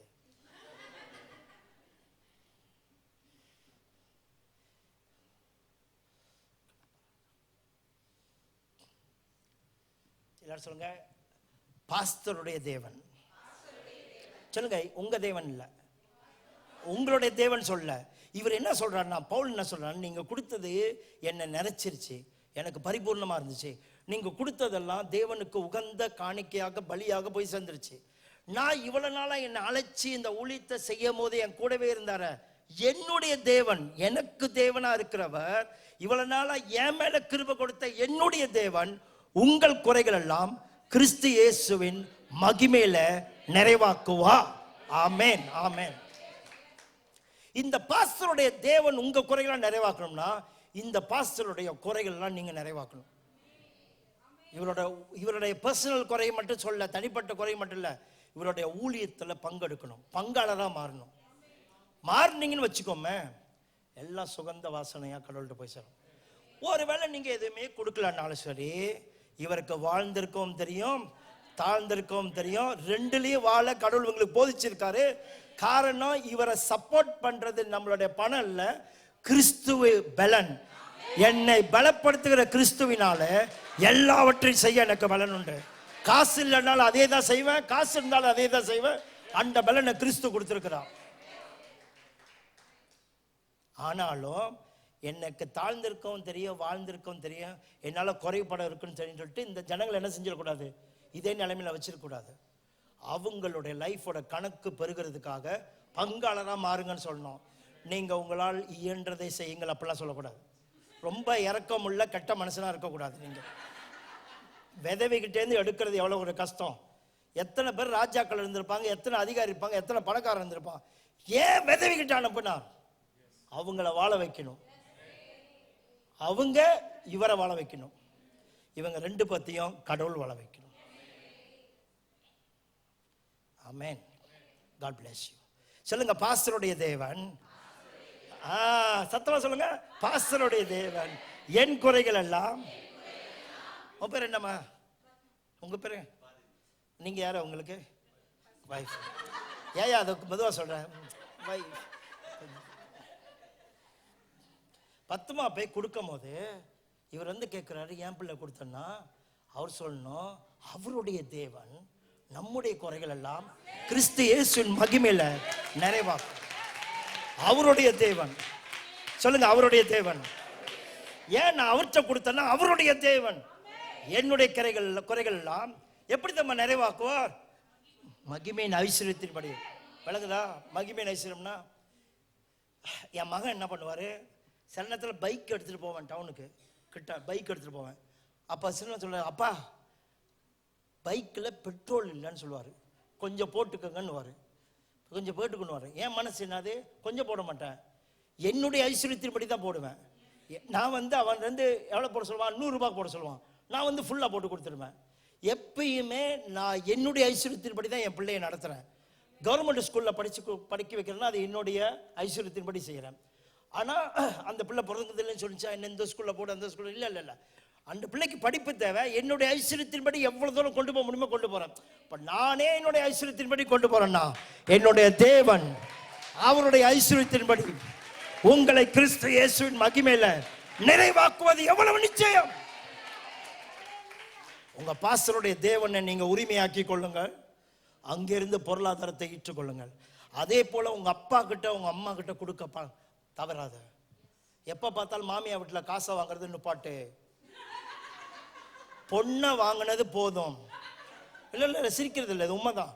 என்னைக்கு நீ கொடுக்கிறவனா மாறுறியோ அவங்க காசை பார்த்துட்டு, மற்ற மருமக மாதிரி இல்ல, என்னுடைய மருமகன் எனக்கு கொடுப்பாருன்னு சொல்லும் போது உன் தேவன் அவங்களோட தேவன் உங்க குறைகளை நிறைவாக்குவான்.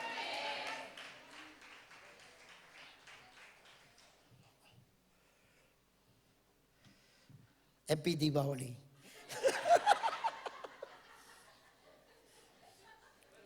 இன்னைக்கு நல்ல ஒரு ஆட்டு வெட்டி எனக்கு போட்டு விட்டு அனுப்புங்க. என் தேவன் உங்கள் குறைகள் எல்லாம் ஆடு ஆடா கொடுத்து நிரப்புவாராங்க. அவர்களை போஷித்து காப்பாற்றுங்க, நல்லா வாழ வைங்க. பாஸ்டர் ராஜா மாதிரி ஆக்கும்.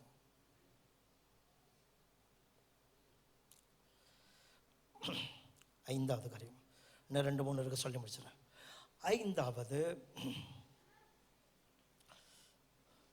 எபிரேயர் 13:17. இதெல்லாம் நீங்கள் செய்வீங்க நான் நம்புகிறேன், அதனால் ரொம்ப டைம் ஸ்பெண்ட் பண்ணல, டக்குன்னு முடிச்சிடறேன். எபிரேயர் 13:7. வேத வசனத்தை உங்களுக்கு போதித்து, தேவ வசனத்தை உங்களுக்கு போதித்து, உங்களை நடத்தினவர்களை நீங்கள் நினைத்து, உங்களை நடத்தினவர்களை நீங்க என்ன செய்யணும்? நினைச்சு அவர்களுடைய நடக்கையின் முடிவை நன்றாய் சிந்தித்து. எபிரேயர் 13:17. எபிரேயர் 13:17.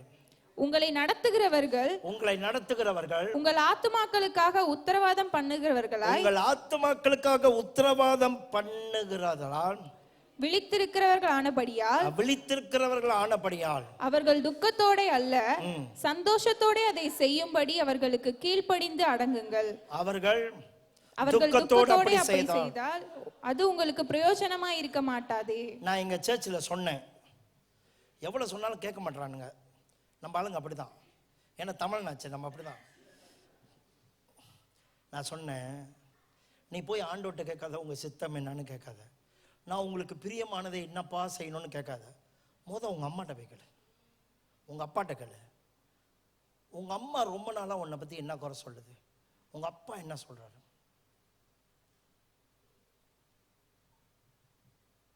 உன் புருஷன் ரொம்ப நாளா உன்னை பத்தி என்ன குறை சொல்றான்? ரிப்பீட் பண்ணிக்கிட்டே இருப்பார் பாருங்க. அதை நோட் பண்ணு. அதுதான் கடவுள் உன்னை சரிப்படுத்துற சொல்ற விஷயம்.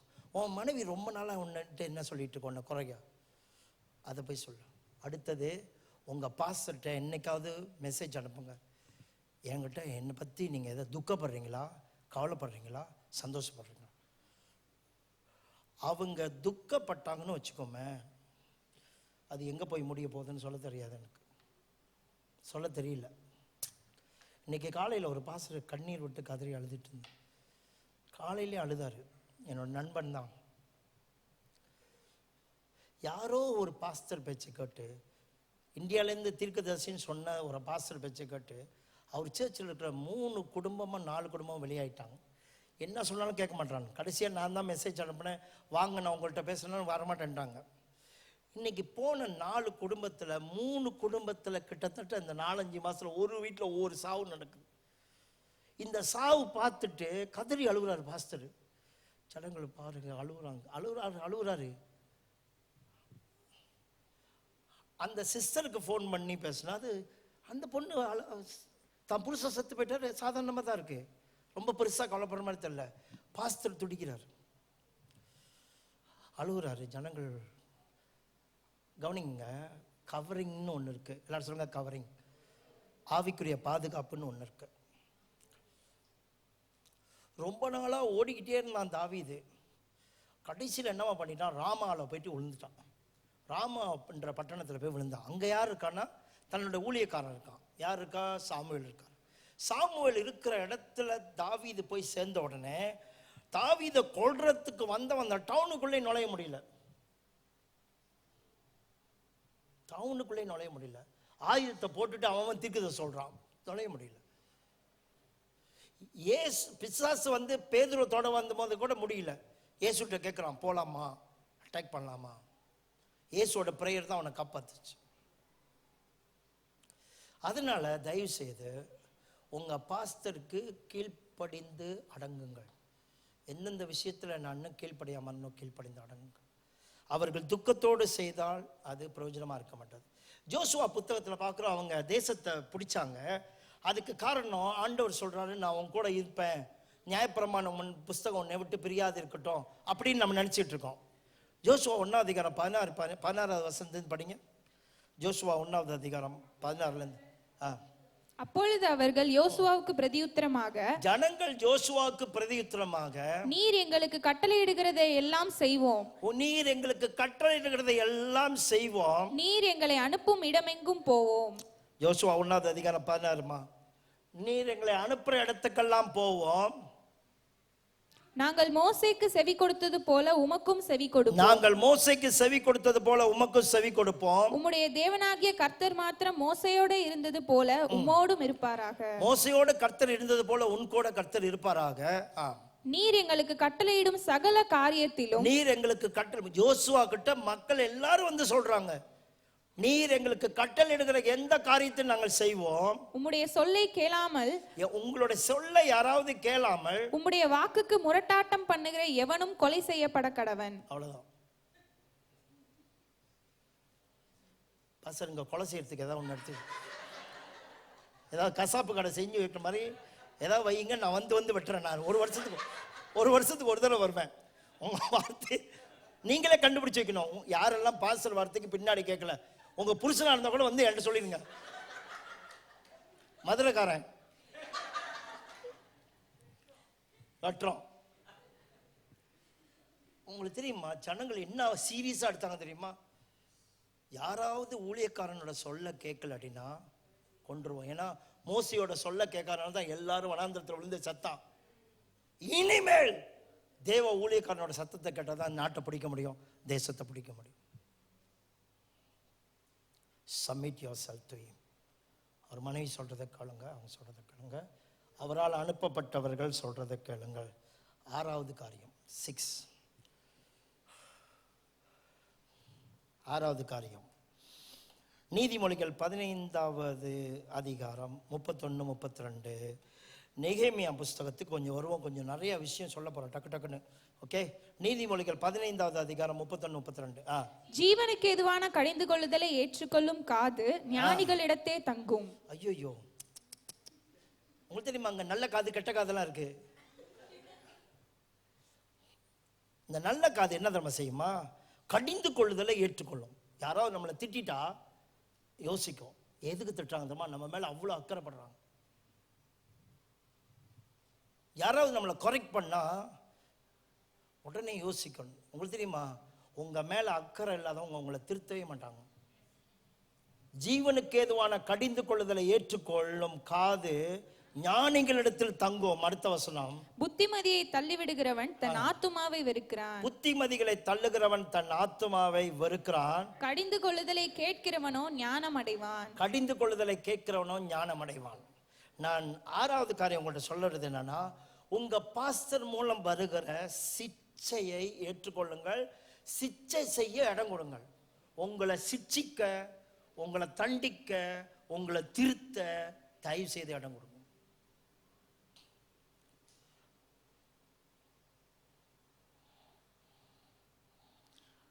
சங்கீதம் 141:5 இடம் கொடுங்கள் தயவு செய்து. 141:5, நீதிமான் என்னை தயவாய் கூட்டி இல்ல கொட்டி, இங்க வா, உன்னை யாரும் உயரமா பறக்க சொன்னாங்க, வா. என்ன மாதிரி நீதிமான் இவனை தயவாய் கொட்டி தயவாய் கொட்டி அப்புறம் என்னை கடிந்து கொள்ளட்டும். ஏன் அப்படி பண்ற? அறிவு கட்டவன அப்படி இப்படி சொல்றதுக்கு ஒரு நீதிமான் என் லைஃப்ல கொட்டுறதுக்கு இருக்கணும். நீதிமான் நம்மளை கொட்டணும்.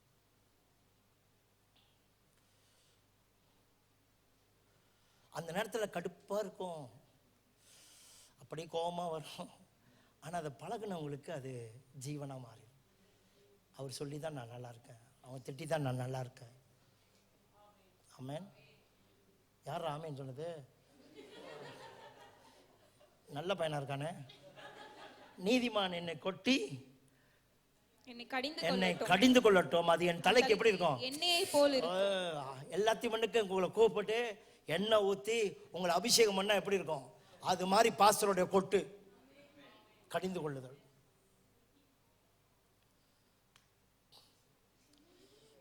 யாராவது ஊழியக்காரனோ உங்களை சிட்சிக்க விடலைன்னா நீங்கள் தேவனுடைய பிள்ளை இல்லையா, வேசியின் பிள்ளையா. அவங்க தான் திட்டத்துக்கு விட்டு கொடுக்க மாட்டாங்களாம். எபிரேயர் 13 எழுதியிருக்கு. அதை வாசிச்சா நல்லதில்ல. வாசிப்போமா? எபிரேயர் 11வது அதிகாரம், சரி 12வது அதிகாரம் 7லிருந்து வாசிங்க. நீங்கள் சிச்சையை சகிக்கிறவர்களாய் இருந்தால் தேவன் உங்களை புத்திரராக எண்ணி நடத்துகிறார். தகப்பன் சிட்சியாத புத்திரன் உண்டோ? ஓகே, அடுத்தது தொடர்ந்து படிங்க. எல்லாருக்கும் கிடைக்கும் சிட்சை உங்களுக்கு கிடையாதிருந்தால் நீங்கள் புத்திரராய் இராமல் வேசி பிள்ளைகளாய் இருப்பீர்களே. அவ்வளவு அசிங்கமா இருக்குன்னு யாரெல்லாம் சிட்சையே வேணான்ட்டீங்கன்னா நீங்க குடும்பத்தில் உள்ள பிள்ளை இல்ல.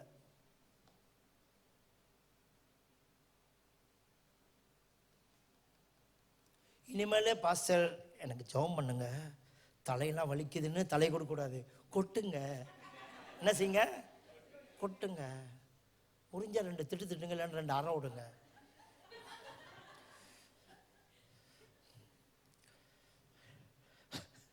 நெகேமியா 13வது அதிகாரம் 15லிருந்து வாசிப்போமா? நெகேமியா 13வது அதிகாரம். இன்னும் ஒரே ஒரு பாயிண்ட் தான் முடிக்க போறேன்னா, நான் பாஸ்டர் சொல்லிட்டேன் 12:30 நான் நுப்பாட்டிடுவேன்னு. அவரு கெஞ்சிராரு, நுப்பாட்டாதீங்க, என் ஜனங்களுக்கு பசியே வராதுன்னு சொன்னாரு. நான் சொன்னேன், உங்களை மாதிரி கெட்டவன் நான் இருக்க வரும்ல, நான் மதுரைக்காரன். எது முக்கியமோ இல்லையா, சாப்பாடு முக்கியம். மிகிலு என்ன முக்கியம்? சாப்பாடு.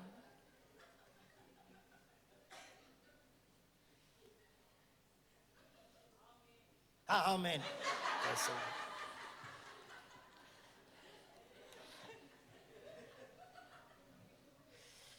நெகேமியா 13வது அதிகாரம் 15லிருந்து வாசிப்போமா? தொடர்ந்து எல்லாரும் இந்த எல்லாரும் கொஞ்ச நேரம் வசனத்துக்குள்ள வாங்க. இது ரொம்ப ரொம்ப முக்கியமான விஷயம். அந்த நாட்களில் நான் யூதாவிலே ஓய்வு நாளில் சிலர் ஆலைகளை மிதிக்கிறதையும் சிலர் ஆலைகளை தானிய பொதிகளை கழுதைகள் மேல் ஏற்றிக்கொண்டு வருகிறதையும் திராட்சரசம் திராட்சப்பழம் அத்திப்பழம் முதலானவைகளின் பற்பல சுமைகளை ஓய்வு நாளிலே எருசலேமுக்கு கொண்டு வருகிறதையும் கண்டு அவர்கள் தின்பண்டம் விற்கிற நாளை பற்றி அவர்களை திடசாட்சியாய் கடிந்து கொண்டேன். ஏண்டா ஓய்வு நாள்லயும் வேலைக்கு போறீங்க? ஓய்வு நாள்ல போய் வியாபாரம் பண்றீங்க? ஒரு வாரத்துல ஒரு நாளாவது கர்த்தரை தேடினா என்னன்னு நான் கடிஞ்சு கொண்டேன்னு சொல்றாரு. பிசினஸ் மேன் கண்மூடித்தனமா இருந்தெல்லாம் இல்லை, கண்மூடித்தனமா கடிஞ்சு கொண்டாரு. ஒரு நாளாவது லீவு போடு, பிசினஸ் செய்யறியா, ஏதாவது ஒரு நாளாவது லீவு போடு அப்படின்னு கடிந்து கொண்டாரு. இன்னும் வாசிங்க.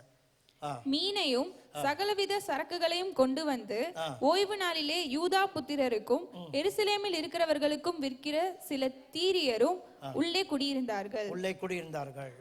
ஆகையால் நான் யூதாவின் பெரியவர்களை கடிந்து கொண்டு, நீங்கள் ஓய்வு நாளை பரிசுத்த குலைச்சலாக்குகிற இந்த பொல்லாத செய்கை என்ன? உங்கள் பிதாக்கள் இப்படி செய்ததினால் அல்லவா? உங்கள் பிதாக்கள் இப்படி செய்ததினால் அல்லவா நமது தேவன் நம்மேலும் இந்த நகரத்தின் மேலும் இந்த தீங்கை எல்லாம் வர பண்ணினார். கவனிச்சிங்களா? ஏன் தெரியுங்களா? 70 வருஷம் அவங்க பாபிலோன்ல இருந்தானுங்க. கடவுள் வந்து ஒரு ஓய்வு நாள் அசட்டை பண்ணா 7 நாள் கணக்கு பண்ணி தான் 70 வருஷம் கொண்டு போயிட்டாராம்.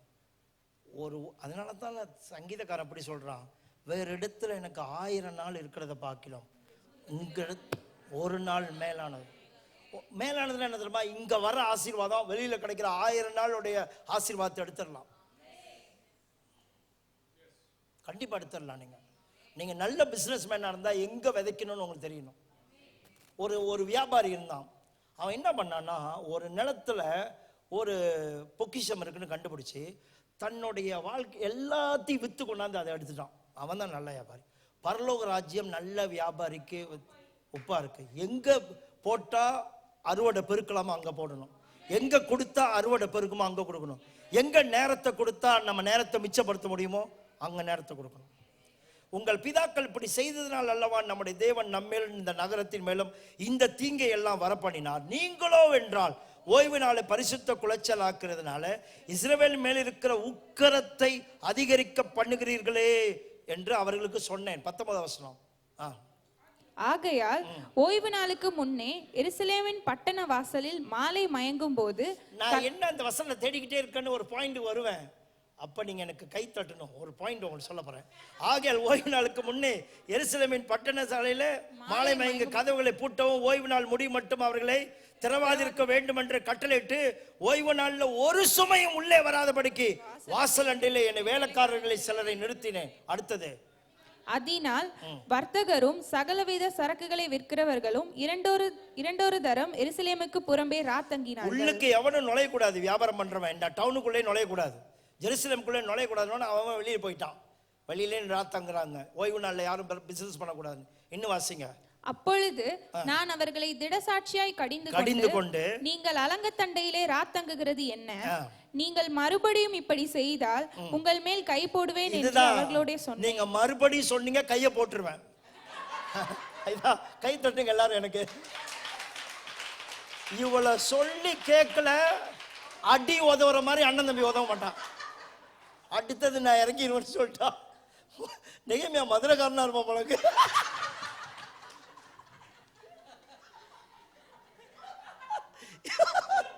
எது அடுத்தாலும் வெட்டு குத்துனே இறங்குறான். அடுத்தது வாசிங்க. அது முதல் அவர்கள் ஓய்வு நாளில் வராதிருந்தார்கள். கை போடுவனே அதுக்கு பிறகு வரலையா? பிரைஸ் தி லார்ட், ஹalleluya. வீட்ல சொல்லுங்க, டேய் சர்ச்சுக்கு வராம மட்டும் படுத்தேன்னு வச்சுக்கோவேன், அடுத்து வந்தோன்னு புட்டி அடிக்கிறான் உனக்கு.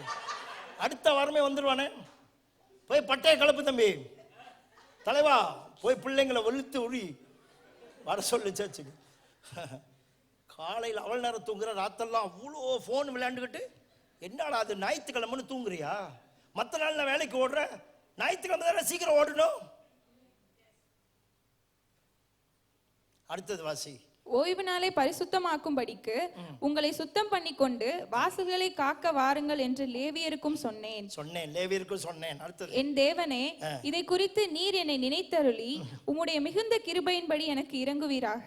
ஒரு ஊழியக்காரர் இவ்வளவு கடினமா இவ்வளவு அக்கறையா போனதுனால ஒரு நல்ல ஜெபம் பண்ண முடியும். எனக்கு இறங்குங்கப்பா, இது என்னுடைய வார்த்தையினாலேயோ என்னுடைய மிரட்டலால் இல்லை, உங்க கிருபை இதுக்கு வேணும் கேட்குறாங்க.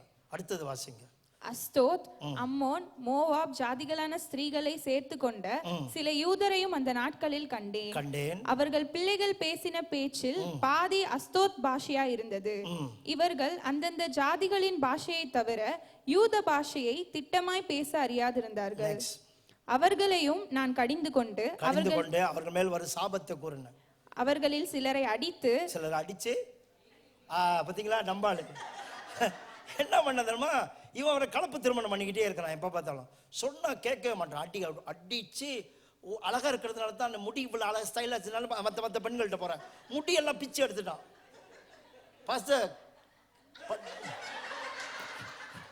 இதோ சர்ப்பங்களின் தேள்களை மிதிக்க நான் உங்களுக்கு அதிகாரம் கொடுக்கிறேன், அவைகள் ஒன்று உங்களை சேதப்படுத்தாது. நீ ரொம்ப அழகா இருக்கணும் தானே ரட்சிக்கப்படாத பையன் போறேன்னு பிச்சு எடுத்து வந்தாலும் முடியலாம்.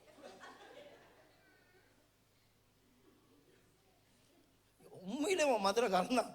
நீங்கள் உங்கள் குமாரத்திகள் அவர்கள் குமாருக்கு கொடாமலும் அவர்கள் குமாரத்திகள் ஒருவரை உங்கள் குமாரர்களும் உங்களுக்குள் கொள்ளாமலும் இருக்க வேண்டும் என்று அவர்கள் மேல் ஆணையிட பண்ணி நான் அவர்களை நோக்கி. அடுத்த வசனம். இஸ்ரவேலின் ராஜாவாகிய சாலமோன் இதனாலே பாவம் செய்தான் அல்லவா.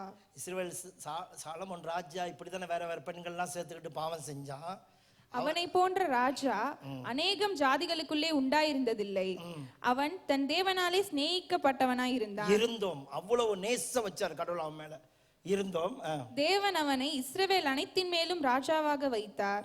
அப்படிப்பட்டவனையும் மறுஜாதியான ஸ்திரீகள் பாவம் செய்ய பண்ணினார்களே.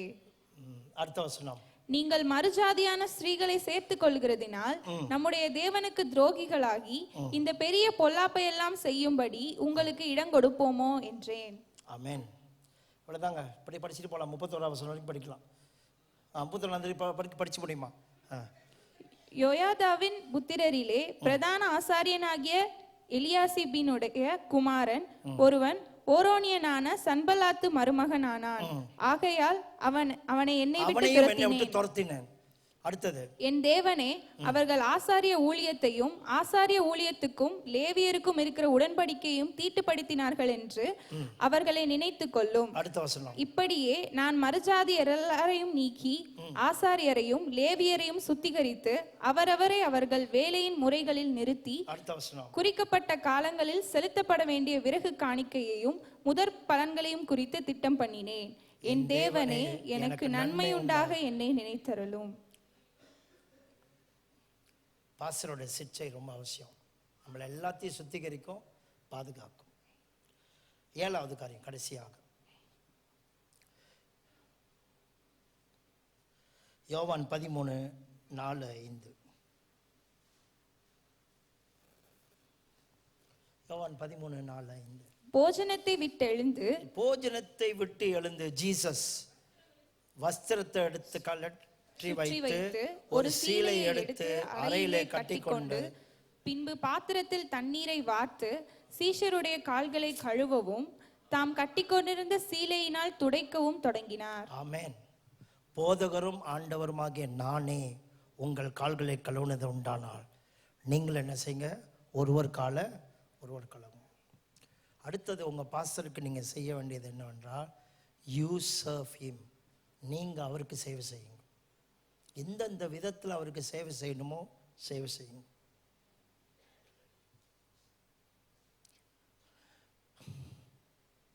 சூஸ் பண்ணுங்க என்ன விதத்தில் நம்ம அவருக்கு சேவை செய்யலாம்.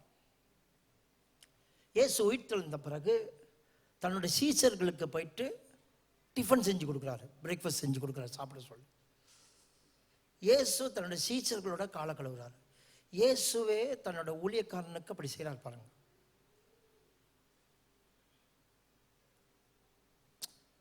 ஒரு வசனத்தை எழுதிக்கங்க, நம்ம டைம் இல்லைனால எழுதி சொல்லி முடிக்கிறேன். பிலிப்பியர் 2வது அதிகாரம் 19-22. தகப்பன் தன் பிள்ளை தன் தகப்பனுக்கு சேவை செய்யறது போல இவனுங்க எனக்கு சேவை செஞ்சானுங்க பவுல் எழுதுறாரு. எல்லாரும் என்ன பாருங்களேன், எல்லாருமே உங்க சொந்த அப்பாவுக்கு சொந்த அம்மாவுக்கு சேவை செய்யற மாதிரி, சொந்த குடும்பத்துக்கு சேவை செய்யற மாதிரி பாஸ்டருக்கு சேவை செய்யணும். என்னென்ன சேவை செய்யணுமோ செய்யணும். நான் எங்கள் சர்ச்சில் சொல்லியிருக்கேன், வாரத்துக்கு ஒரு நாள் பாஸ்டரோட கார் எடுத்துகிட்டு போயிட்டு வாஷ் பண்ணி கொண்டு வந்து வைங்க. வாரத்தில் ஒரு ஆள், யாராவது ஒரு ஆள் அப்படி செய்யுங்க. எவ்வளோ பெரிய ஆசீர்வாதம். போய் செய்யுங்க, சேவை செய்யுங்க. கார் உள்ளுக்கெல்லாம் சுத்தம் பண்ணுங்க, சுத்தம் பண்ணி கொண்டு வந்து வைங்க.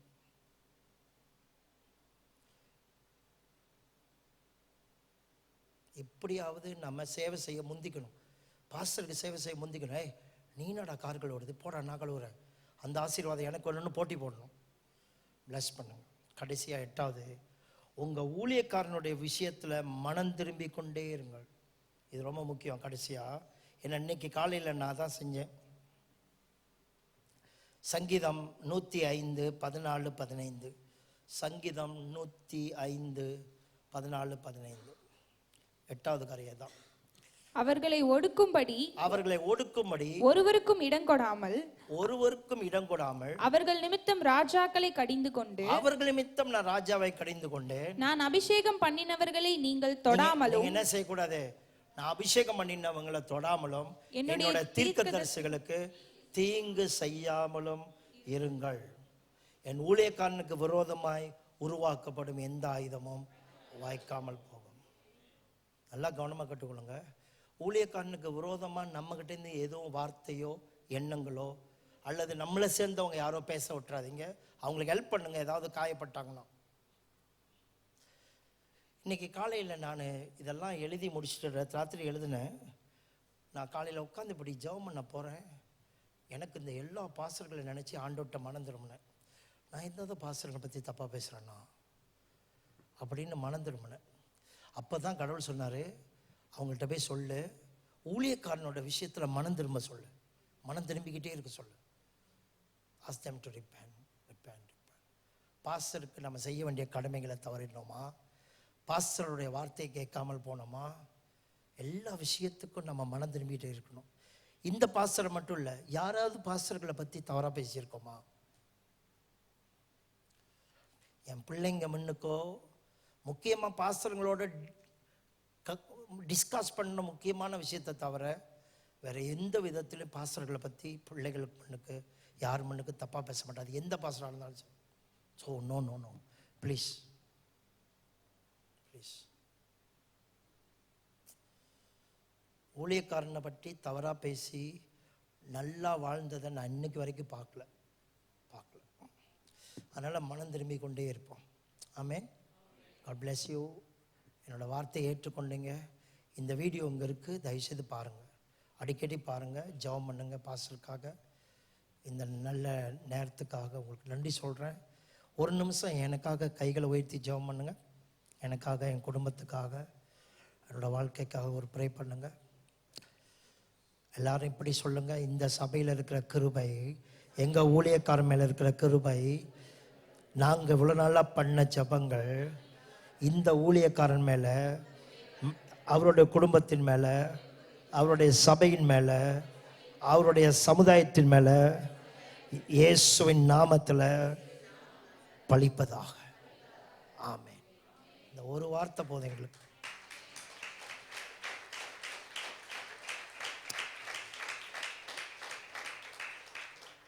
நீங்கள் எல்லாரும் சாப்பிட்றதுக்கு முன்னுக்கு இப்போ அடுத்தது என்ன செய்ய போகிறது இல்லை, பாஸ்டர் காணிக்க எடுப்பீங்களா? எல்லாம் எடுத்துட்ட பிறகு நீங்கள் சாப்பிட்றதுக்கு முன்னாடி பாஸ்டர் அங்கே இருப்பாங்க. நீங்கள் வந்து ஜஸ்ட்டு ஒரு கையை அவர் உங்கள் மேலே வச்சு ஒன்றும் இப்படி வச்சுட்டு போக சொல்லுங்கள். அவர் உங்கள் மேலே கை வைக்க சொல்லுங்கள். ஆமென்.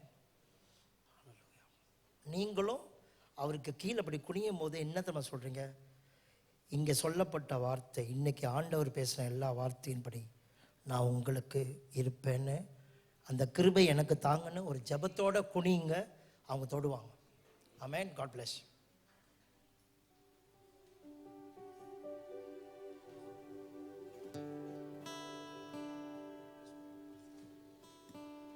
Thank you. ஜெபம் பண்ணுமா உங்களுக்கு?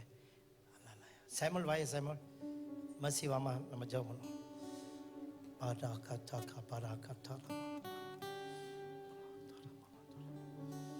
மாம்ப்ரோ கச்சா பராந்தரம். அம்மா வாங்க ரெண்டு பேரும். மாம்ப்ரோ கச்சா பராந்தரம் கம்பது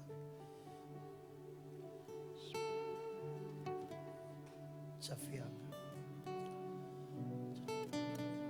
இங்கிட்டு வாமா, நீ இந்த பட்டம். எல்லாரும் எழுந்திரிப்போமா, கொஞ்சம் கைகளை உயர்த்துக்க. அப்படி ஓரா கத்தமா மரா, எல்லாரும் அப்படியே அந்நிய பாஷையில பாடுங்க. ஓ ஷபா பாரா பரமாண்டரா பரம் ஷிபரா பரந்தே மப்ரோகா பரந்தே பராக்கே ஹரமா மும்ப்ரோகா தரமா.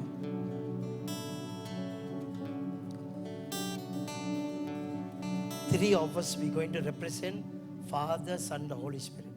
பிதா Kumara பரிசுத்தாவை பிரதிநிதித்து we going to just circle them 3 times. 3 தடவை நடக்க போறோம். அவங்க மேல பூரண கிருபை வரட்டும். எல்லாரும் கைகளை உயர்த்தி அன்னிய பாஷையில் ஜெபம். ரோண்டா கமானா தராஷி பரமந்தே ரோஷ கபரந்தே ரபரமன தரபா ரோஷிகே மம்ப்ரோ கதரமன தரபரமண்ட மம்ப்ரோ கதரமன. எல்லாரும் அன்னிய பாஷையில் ஜெபம் பண்ணுங்க.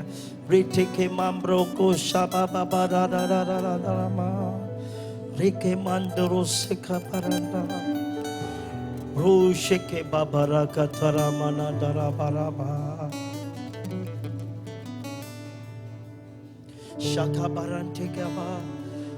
உலகம் எல்லாம் மாயையா, உலகம் எல்லாம் மாயையா,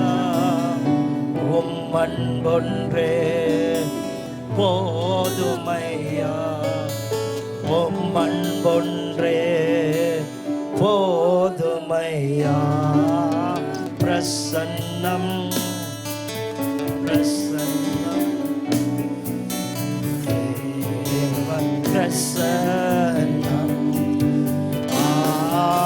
பிரசன்னம் பிரசன்னம் தேவ பிரசன்னம்.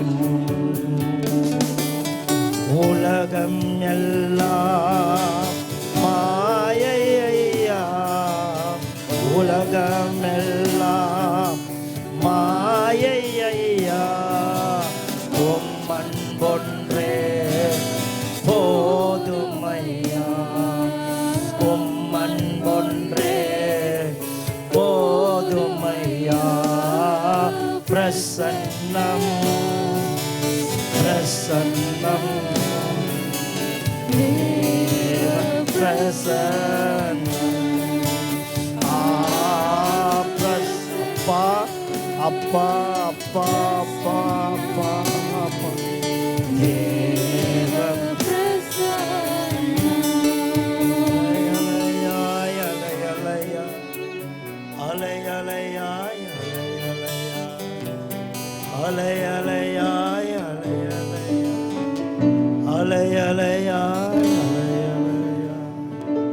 ஐயா, ஏன் இந்த பாட்டை பாடினா, இதுதான் உங்களுடைய போர்ஷன். ஏன் இந்த பாட்டு வந்துச்சுன்னா, this is a prophetic song. உலகமெல்லாம் உங்களுக்கு பெருசே இல்லைன்னு ஆண்டவருக்கு தெரியும், உங்களுக்கு தெரியும். உங்களுக்கு அவருடைய அன்பு மட்டும்தான் போதும்னு தெரியும். அதுதான் உங்களுடைய நோக்கம்னு அவருக்கு தெரியும். அதனால அந்த பிரசன்னத்தை, அன்பை ருசிக்கிற பிரசன்னத்தை தான் உங்களுடைய போஷனாக கர்த்தர் கொடுக்கிறார். அதுதான் உங்களுடைய நல்ல பங்காக கர்த்தர் உங்களுக்கும் உங்க குடும்பத்துக்கும் உங்க சந்ததிக்கும் அதை கொடுக்கிறார். ஹல்லேலூயா. ஷகபரம்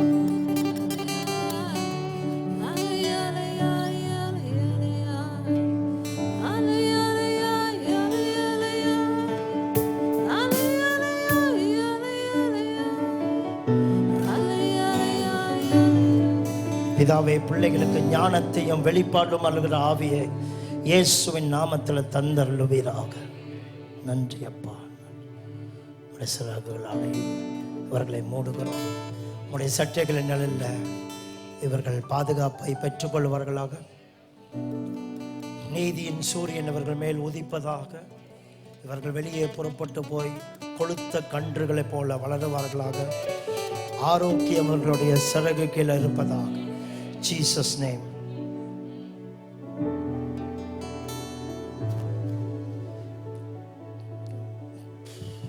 பாஸ்டர், கர்த்தர் உங்களுக்கு ஹீலிங் கிரேஸ்ல ஆப்ரேட் பண்ண சொல்றாரு. சுகமளிக்கிற வரத்துல சுகமளிக்கிற வாரத்தில் நான் அந்த ரெக்கையை பற்றி பேசுகிறேன்ல, அதுக்குள்ளே வந்தோன்னே அந்த கோழி குஞ்செல்லாம் சுகமாகும்ல, அது வெறும் ஸ்பிரிச்சுவல் சுகத்தை மட்டும் இல்லை, ஹீலிங்கே ரிலீஸ் பண்ணுறார் கர்த்தர். உங்கள் மூலமாக சுகமளிக்கிற கிருபையை நிறைய பேர் சுகப்படுத்தும், சுகத்தின் மூலமாக நிறைய பேரை ரசிக்கப்படும். தைரியமாக ஹீலிங் பண்ணி நடத்துங்க, தைரியமாக நடத்துங்க. இவன் செய்ய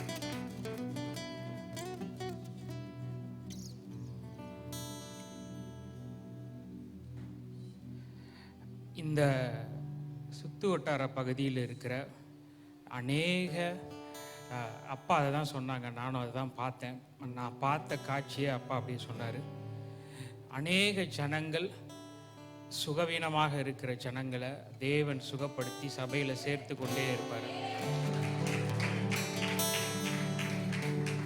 இனி கொஞ்ச நாளில் இந்த சபையோட இடம் உங்களுக்கு பத்தாம போகிற அளவுக்கு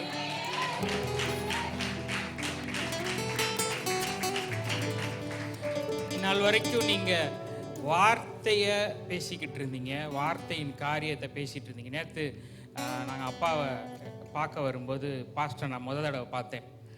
அப்போ அவர் எங்ககிட்ட பேசும்போது எனக்கு ஒரு தரிசனத்தை நான் பார்த்தேன். என்னென்னா, அவர் பேசலை, ஏதோ ஒரு பைபிள் வந்து என்கிட்ட பேசுகிற மாதிரி நான் ஒரு தரிசனம் பார்த்தேன்.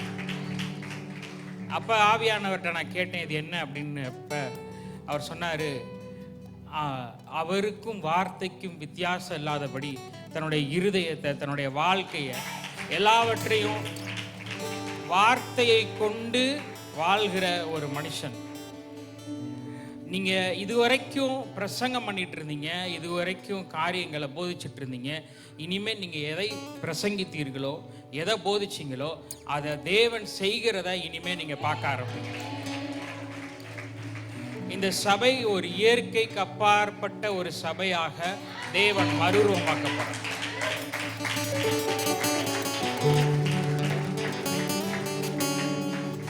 இதுவரைக்கும் இயேசு ஒரு விதமாக உங்களுக்கு வெளிப்பட்டு கொண்டுட்டே இருந்தார். இனிமே இயேசு தான் எப்பேற்பட்ட இயற்கைக்கு அப்பாற்பட்ட தேவன் என்பதை உங்க சபை மூலியமாக இந்த உலகத்துக்கு காட்ட போகிற நேரம். இனிமே ஒவ்வொரு நாளும் நீங்க சொல்லுவீங்க, எனக்கு அப்பா இந்த அற்புதம் செஞ்சாரு, எனக்கு இந்த இயற்கைக்கு அப்பாற்பட்ட காரியம் நடந்துச்சு. உங்களுடைய எல்லா வாழ்க்கையின் ஒவ்வொரு பகுதியிலும் தேவனுடைய இயற்கைக்கு அப்பாற்பட்ட கரம் கிரியை செய்வதை நீங்க இந்நாளிலிருந்து காண்பீர்கள், இந்நாளிலிருந்து பார்ப்பீங்க. நான் இன்னொரு காட்சி ஒன்று, இன்னொரு விஷன் ஒன்று, ஒரு தரிசனம் ஒன்று பார்த்தேன். அதாவது என்னன்னா, பிதாவினுடைய மடியில் அமர்ந்து அவருடைய இருதயத்தில் காதை வச்சு அவருடைய இருதய துடிப்பை கேட்கிற ஒரு ஜனக்கூட்டமாக தேவன் உங்களை தெரிந்தெடுத்திருக்கார்.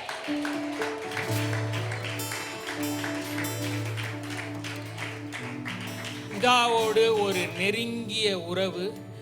அவர் இந்த உலகத்தை எப்படி பார்க்கிறாரு, அவர் உங்களை எப்படி பார்க்கிறாரு, உங்களுக்குரிய காரியம் எப்படி இருக்கு அப்படின்னு அவருடைய மடியில் அமர்ந்து அவருடைய இருதயத்தின் சத்தத்தை கேட்கிற ஒரு பிரியமான பிள்ளையாக தேவன் உங்களை தெரிந்தெடுத்திருக்கிறாரு. அதற்குண்டான ஜீவன் உங்கள் சபையிலிருந்து, உங்கள் குடும்பங்களுக்குள்ளாக இந்த நாளில் இருந்து வெளிப்படுவதை நீங்கள் பார்ப்பீர்கள்.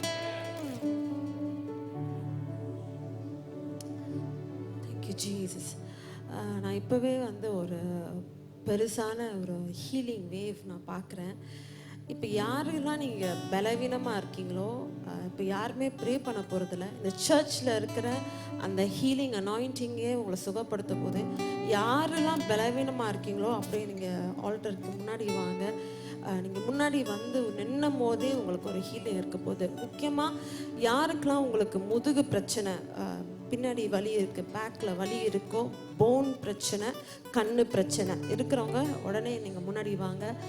ஒரு பெரிதான ஒரு ஹீலிங் வேவ், ஒரு பெரிதான ஒரு ஹீலிங் அனாயிண்டிங் இப்போ ஓப்பன் ஆகிருக்கு. இந்த நேரத்தை விட்டுறாதீங்க, டக்குன்னு வாங்க, உடனே வாங்க, உடனே வாங்க.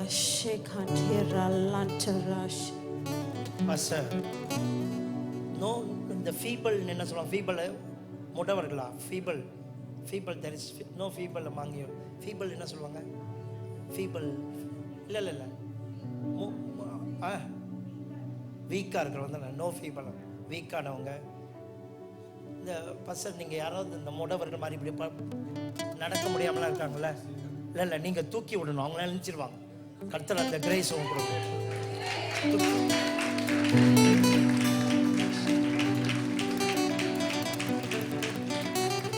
நம்ம இவங்களை ப்ரே பண்ணி அனுப்பிடுவோம், டைம் ஆகிட்டதுனால.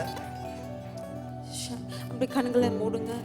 இங்க இருக்கிற தேவனோட பரிசுத்த ஆவியானவர், இங்க இருக்கிற தேவனுடைய மகிமை, இங்க இருக்கிற சுகமளிக்கிற வல்லமை உங்களை தொட போகுது.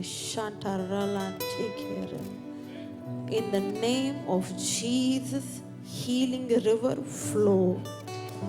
In the name of Jesus, healing river flow. Yes. Thank you, Jesus. Amen. Amen. நன்றி. சுகத்துக்காக நன்றி. We call it done. இயேசுவின் நாமத்தில் நடந்ததுக்காக நன்றி. Amen. Thank you, Jesus. இப்போ இங்க வந்து நின்னவங்க எல்லாம் அப்படியே செக் பண்ணி பாருங்க. முதுகு வலி இருந்துச்சுன்னா செக் பண்ணி பாருங்க, குனிஞ்சு பாருங்க. உங்களுக்கு வலி இருக்கிற இடத்துல இப்போ வலி இருக்கான்னு செக் பண்ணி பாருங்க. செக் பண்ணி பாருங்க. முன்னாடி நிக்கிறவங்க செக் பண்ணி பாருங்க. மற்றவங்க ப்ரே பண்ண போனா அப்புறம் வாங்க, நாங்கள் ஜெபிக்கிறோமா. கடைசியாக நான் சொன்ன மாதிரி பாஸ்டர் முடிச்ச உடனே நீங்கள் சாப்பிட போகிறதுக்கு முன்னுக்கு ஜஸ்ட்டு குடும்பமாக வந்து கொஞ்சம் நேரம் நின்று ப்ரே, ஜஸ்ட் ரொம்ப நேரம் ப்ரே பண்ண தொடுவார், அவ்வளோதான். நீங்கள் என்ன எண்ணத்தில் வரணும், இன்றைக்கி சொல்லப்பட்ட எல்லா ஆசீர்வாதங்களும் எங்கள் மேலே வந்து பழிப்பதாக நாங்கள் இந்த ஊழியக்காரருக்கு எங்களை அர்ப்பணிக்கிறோம் அப்படின்னு சொல்லிட்டு வாங்க. God bless. Thank you, Lord. நம்ம எல்லாரும் கரங்களை தட்டி ஆண்டவரை உயர்த்துவோம். தேவன் நல்லவர்.